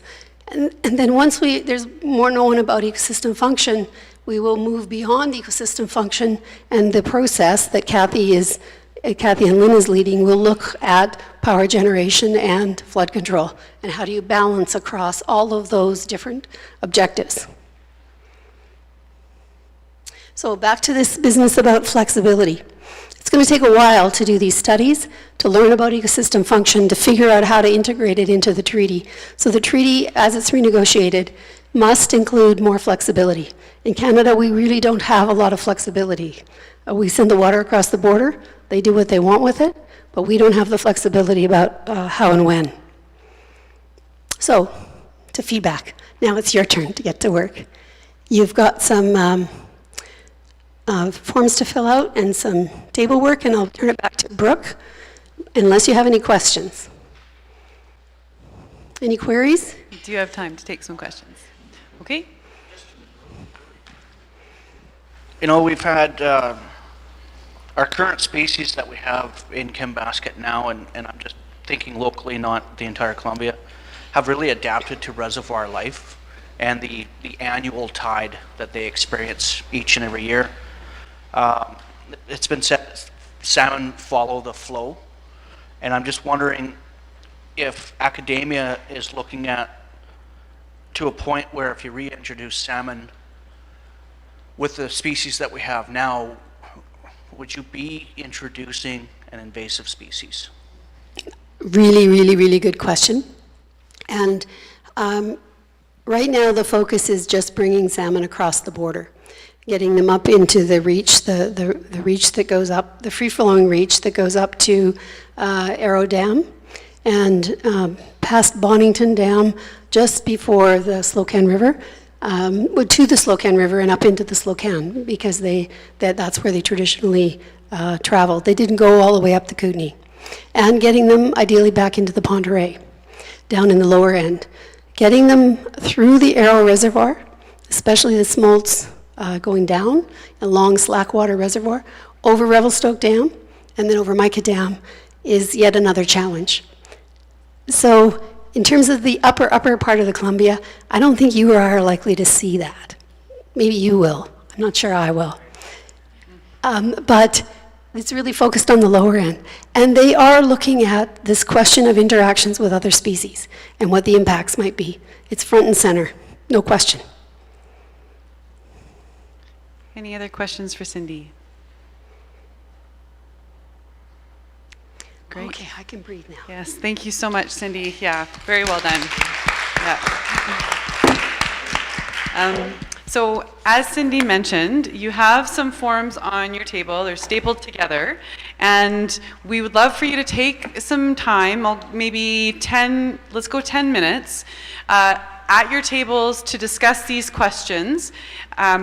You're welcome to take these forms with you afterwards. If you'd like to provide more feedback, you can write on these and send them to the email address that's on the card at the side of the table there. You can either scan it, or you can take a picture of it with your phone and send it to us, however you want to get that feedback to us. But whatever you're able to share and leave with us tonight will be collected and given to Cindy, who will inject it into the process right away. Second and third page list all of the goals and the objectives. And if you have specific comments on each of the goals and objectives, feel free to scribble your comments on these pieces of paper. Or, you know what I think that would be valuable is if you leave your email address with us, we can email you a Word copy of this, and then you could just type in your comments on the Word copy, whatever if you want one, yeah. We might send it out just with our broad email with further information. But for the time being, please collect with your table and talk about the questions on this form and write down your answers, and we'll be collecting them afterwards. And after this, we will have another presentation that is focused primarily on acknowledging the losses that happened when the treaty dams were in place, and that will wrap up our evening. So I'll give you 10 minutes. Have a read through and share your comments. And afterwards, actually, we will report back kind of popcorn style as a group. Cindy? Yeah. Thanks so much.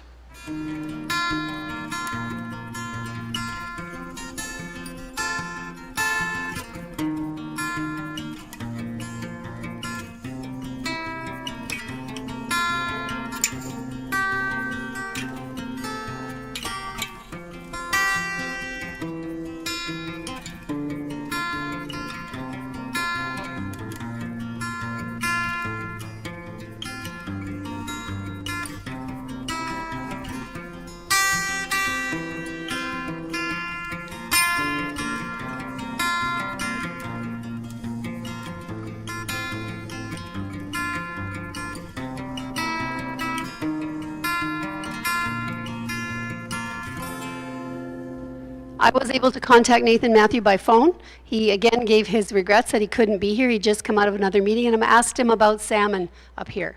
And he said that there's no evidence that salmon were fished out of the Canoe River, but the boat encampment, which is where the Wood Arm and Canoe River and joins the Columbia where it turns, was a huge, huge fishery. Very, very significant. So I don't know why there wasn't salmon fishing up here, but I'll continue to pursue it with Bill, and a fellow in the corner suggested that maybe there were some big falls that kept them from coming up the river. So you got that one. Thanks so much for that, Cindy. So really quickly, anybody want to share some kind of key thoughts or reflections that you came up with when you were reviewing these questions, or maybe talking amongst yourselves about ecosystems? Any thoughts you'd like to share?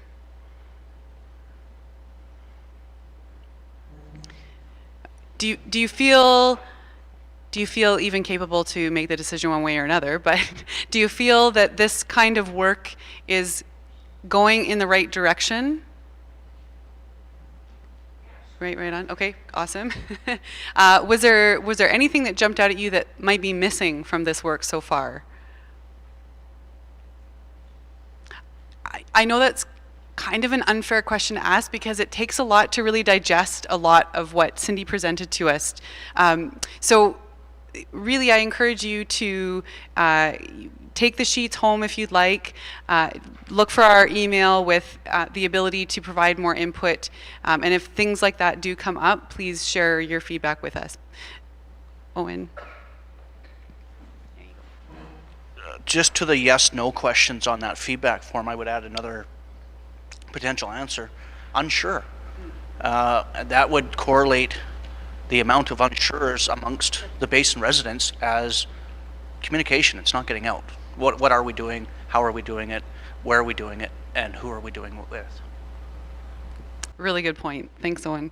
And honestly, this is the first time that this work is being shared with the Basin. So I would imagine most of the feedback will be unsure or curious to learn more or something like that. But good point that it maybe would make its way onto the feedback form. Totally. I get it. All right, well, thank you very much for that and for having the discussion that you did. I am pleased to turn the mic over to Ingrid. So Ingrid led the 2012-2013 public consultation during the review period for the Columbia River Treaty. She's very well aware of the issues throughout the Basin and has talked to many people, maybe some of you, definitely many others throughout the Basin about their concerns over the years. We are happy to have have her join our team again as of this past April. And she has been focusing on how to potentially address some of the concerns. As you heard Kathy say, we can't possibly address everything, but we can at least start to take a look at some of the major concerns that were raised and whether or not there are ways that the province can address them or make progress on them. So I'm going to pass it over to Ingrid to talk about one major project in general, or sorry, in particular, that she's working on. And I will switch over to her PowerPoint as she introduces herself. Thank you. Thank you, Brooke. So as Brooke mentioned, I started working again with the Columbia River Treaty team in April, and I've focused on 3 projects over that time. There are more projects, but you just can't run 6 or 7 projects at a time. So the ones that I've been looking at is acknowledging what was lost, an agriculture one, the Creston Valley Dikes. I don't know if anyone is aware of that issue, and Fish Passage by Duncan Dam. So those are the 3. I was going to talk about the what was lost project, and if there is any interest in any of the other ones, I'm happy to quickly do a quick ride over the top on those ones. So I don't know if I can look at notes and do PowerPoint, but I think so. So this is how this is, as Brooke mentioned, that we've heard from Basin residents that they would like to have recognition of how the Columbia River Treaty impacted the basin and have an acknowledgement of what was lost. So to address this, we've looked at a project that we're calling the Columbia River Treaty Heritage Project. And the purpose of this project is to provide a mechanism to convey the Columbia River Treaty history and how it touches the entire Columbia Basin, and for local residents to ensure that the spirit and history of key places and events are preserved and magnified, and also that the impacts to Indigenous and non-Indigenous people, communities, land, and ecosystems are recognized in a visible and tangible way.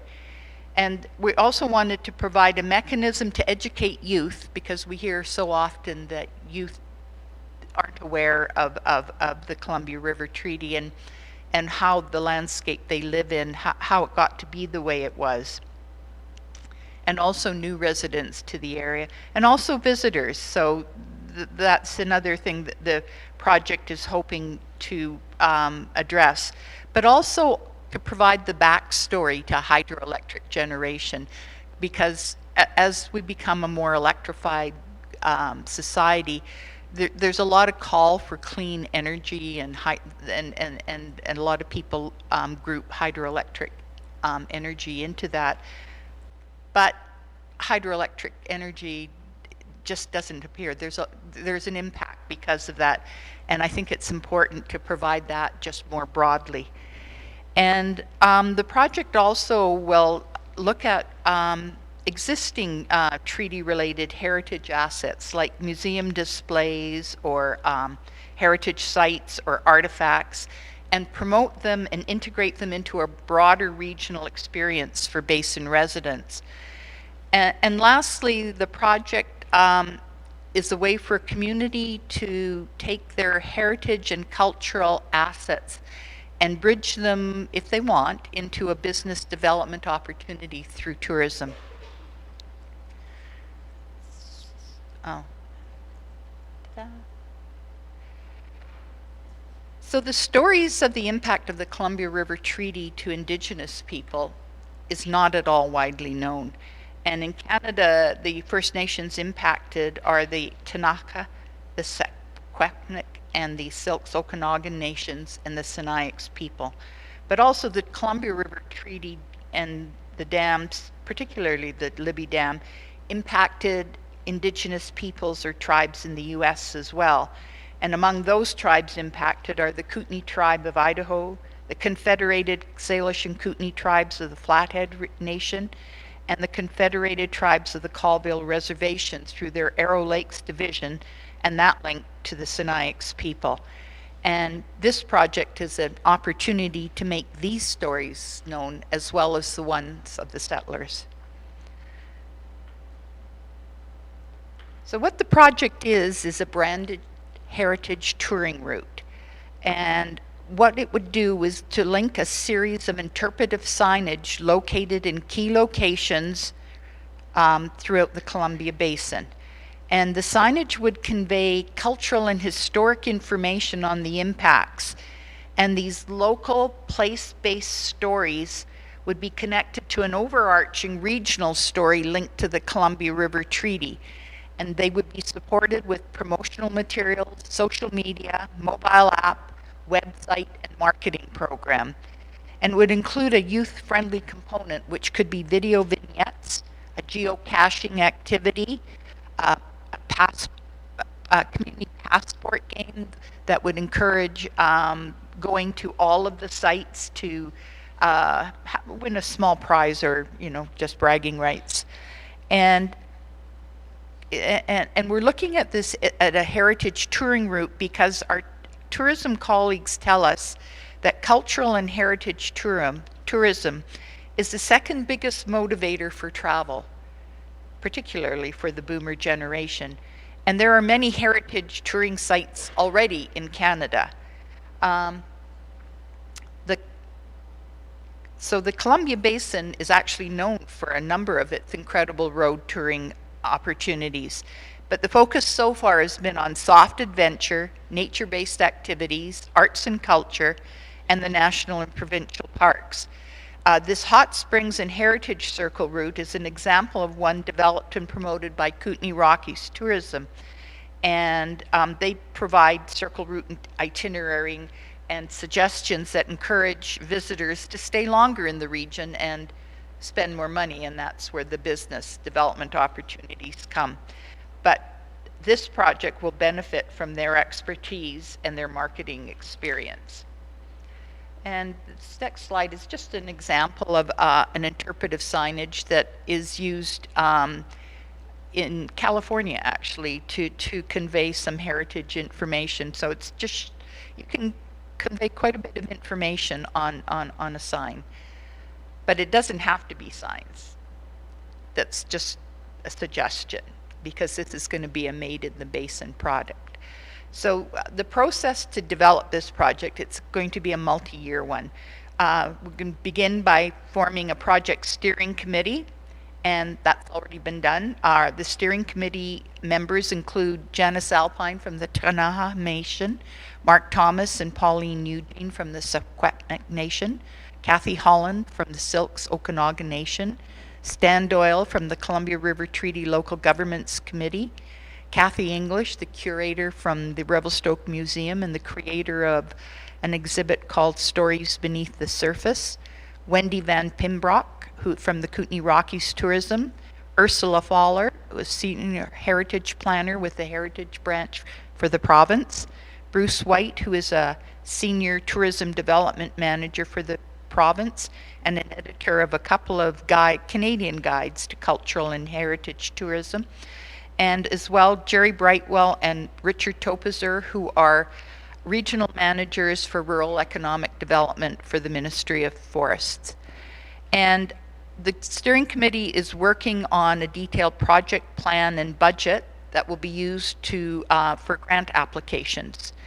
And once some funding has been acquired, there will be a Columbia Basin-based project lead who would then start working, putting together a coalition of champions and advisors to help them identify, project ideas and help them gather stories and identify locations, assets, and opportunities.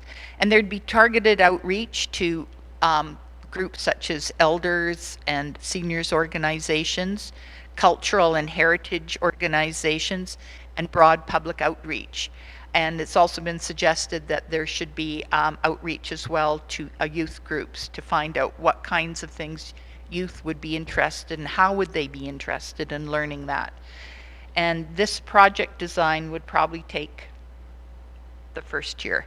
and move into the second year. And once the project design is completed, you'd move into project implementation, writing the content, building the signage places, highway sign development and where they'd be placed, and design promotional material. And then in years 2 and 3, begin promoting the touring route to local residents and to youth in the community through community groups and educational organizations, and also then start marketing and promoting a touring route to visitors through tourism destination organizations such as Kootenay Rockies Tourism. There would also be an outreach to communities to assist them in developing other business opportunities so that they could look at what other assets they had that they could promote, such as bed and breakfast establishments, arts and crafts, farm stands, and local attractions such as events and hikes and things like that. So where we're at right now is have guidance from Community Futures East Kootenay, and we're looking to hire a contractor with experience with heritage projects to develop the plan and the budget. We hope to have this ready by the end of December of this year to be ready for any end-of-year fiscal opportunities from granting programs, and also to be ready to apply for programs that begin distributing funds in the 2020-21 fiscal year. We're going to apply to provincial programs, federal programs, and regional programs as well, such as Columbia Basin Trust, Southern Interior Development Initiative Trust, and BC Hydro. So it's still early days for the project, but it's not too early to start a conversation around these bullets. So is your community interested in participating in the project? Which organizations would be the community lead? What Columbia River Treaty's impacts will your community share? And who are the storytellers? And what other community assets could be promoted?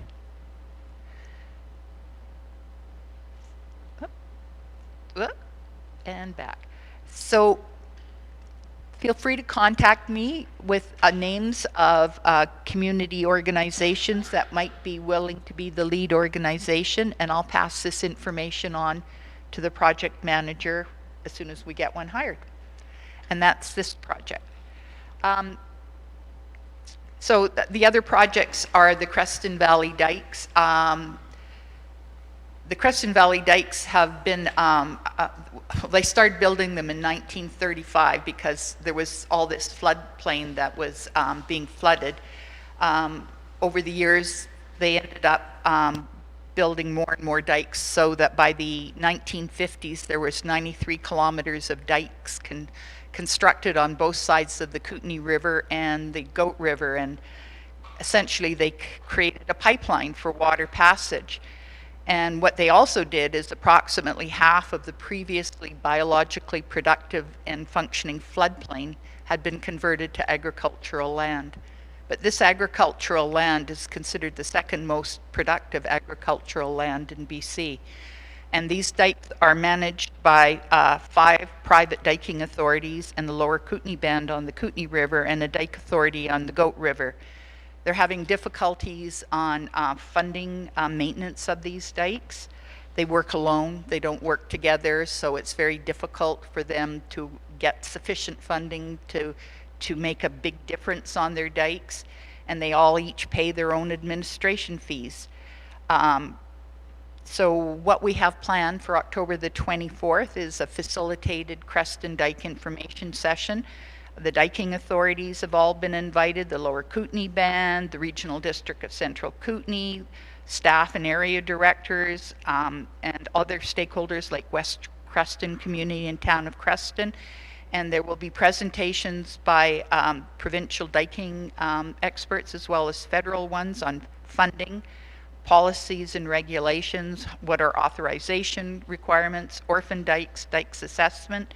And then there'll be a facilitated session to help them identify connections and opportunities, barriers and mitigation measures, and options for cooperation moving forward. So at the end of this, we're hoping at the very least that we've identified a process to develop and implement solutions. So that's one of the projects. We're also working with the Ministry of Agriculture on looking at agriculture in the region and what kinds of projects we can put together to support farmers and to support work that's already being done by Columbia Basin Trust and all the regional districts in the Kootenay region. The Duncan Dam Fish Passage, it kind of ground to a halt in December. We've been poking at them, and on Monday they had a meeting. They reinstated a technical committee to look at how they're going to assist bull trout to migrate past Duncan Dam, which they have been doing since 1968, but with great difficulty. And we're looking at a more permanent solution for assisting the bull trout. And yeah, that's where we're at so far. I know there's projects up at this end of the Columbia Basin that need looking at, but we'll get to them.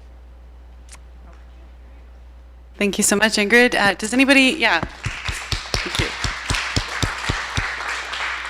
Has made significant headway since April on a number of things so far. Does anybody have any questions for Ingrid or comments on what she talked about?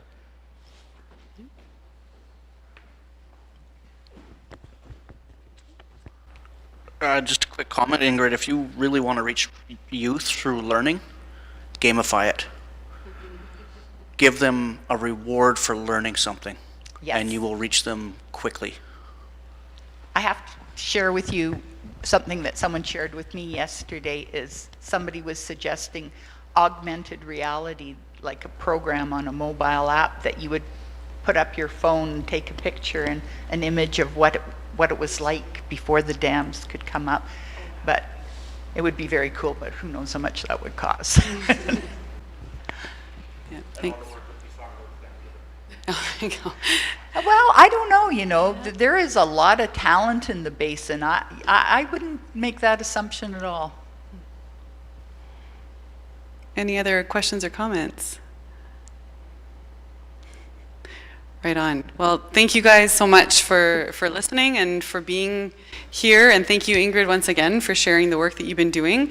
We'll continue to provide updates. And as Ingrid mentioned, the Heritage Project will be basin driven. And so there'll be, as the project develops more, there will be consultation on that actual project within the community. So stay tuned for that so you can help shape it from your community's perspective. So that brings us to the end of our evening. I wanted once again to thank you all for coming and spending your evening with us. It really does make a difference.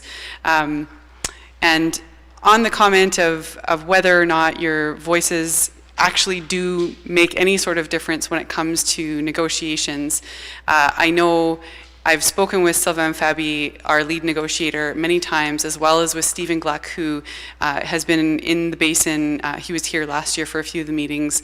And these people are deeply touched by the stories that you tell, and they've said on numerous occasions that they carry your faces and the stories with them when they go into the negotiating room with the U.S.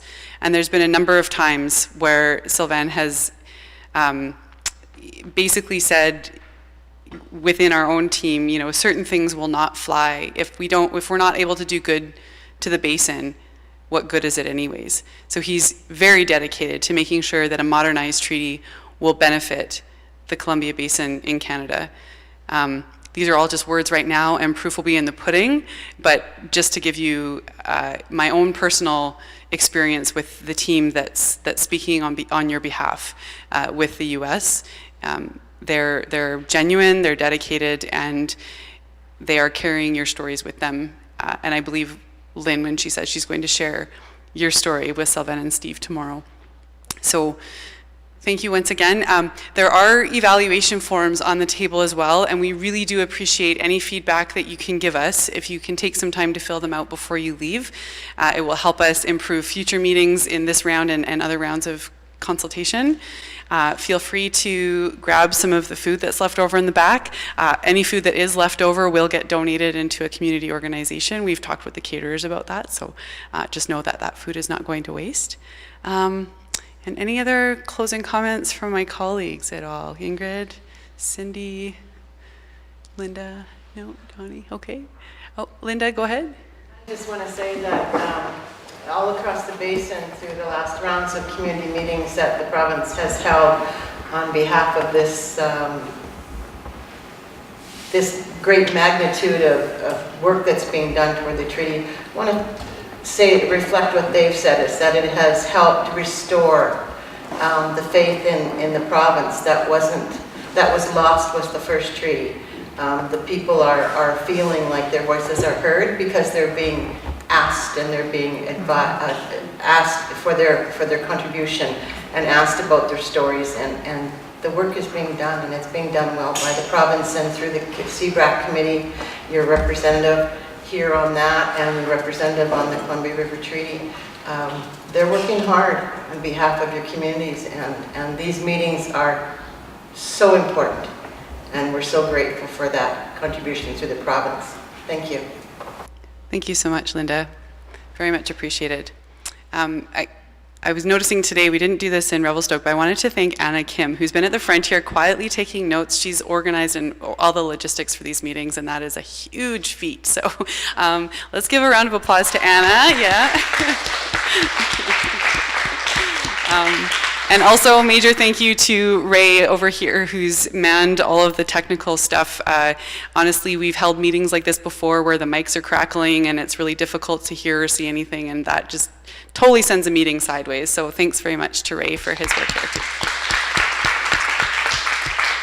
So I think that's it. Thank you all once again, and we hope to hear your feedback, and feel free to chat with us after the meeting. We'll be here for a little bit. Take care. Oh, and we'd like to hear how you feel about how the video and everything worked for you. Oh, having the video presentation. Absolutely. So Ingrid was saying we'd like to hear how you felt the video, having Kathy and Lynn attend by video, how that worked for you. Obviously, it would be better to have them here in person, but were you able to get some sense of an update from them via video? So, thank you.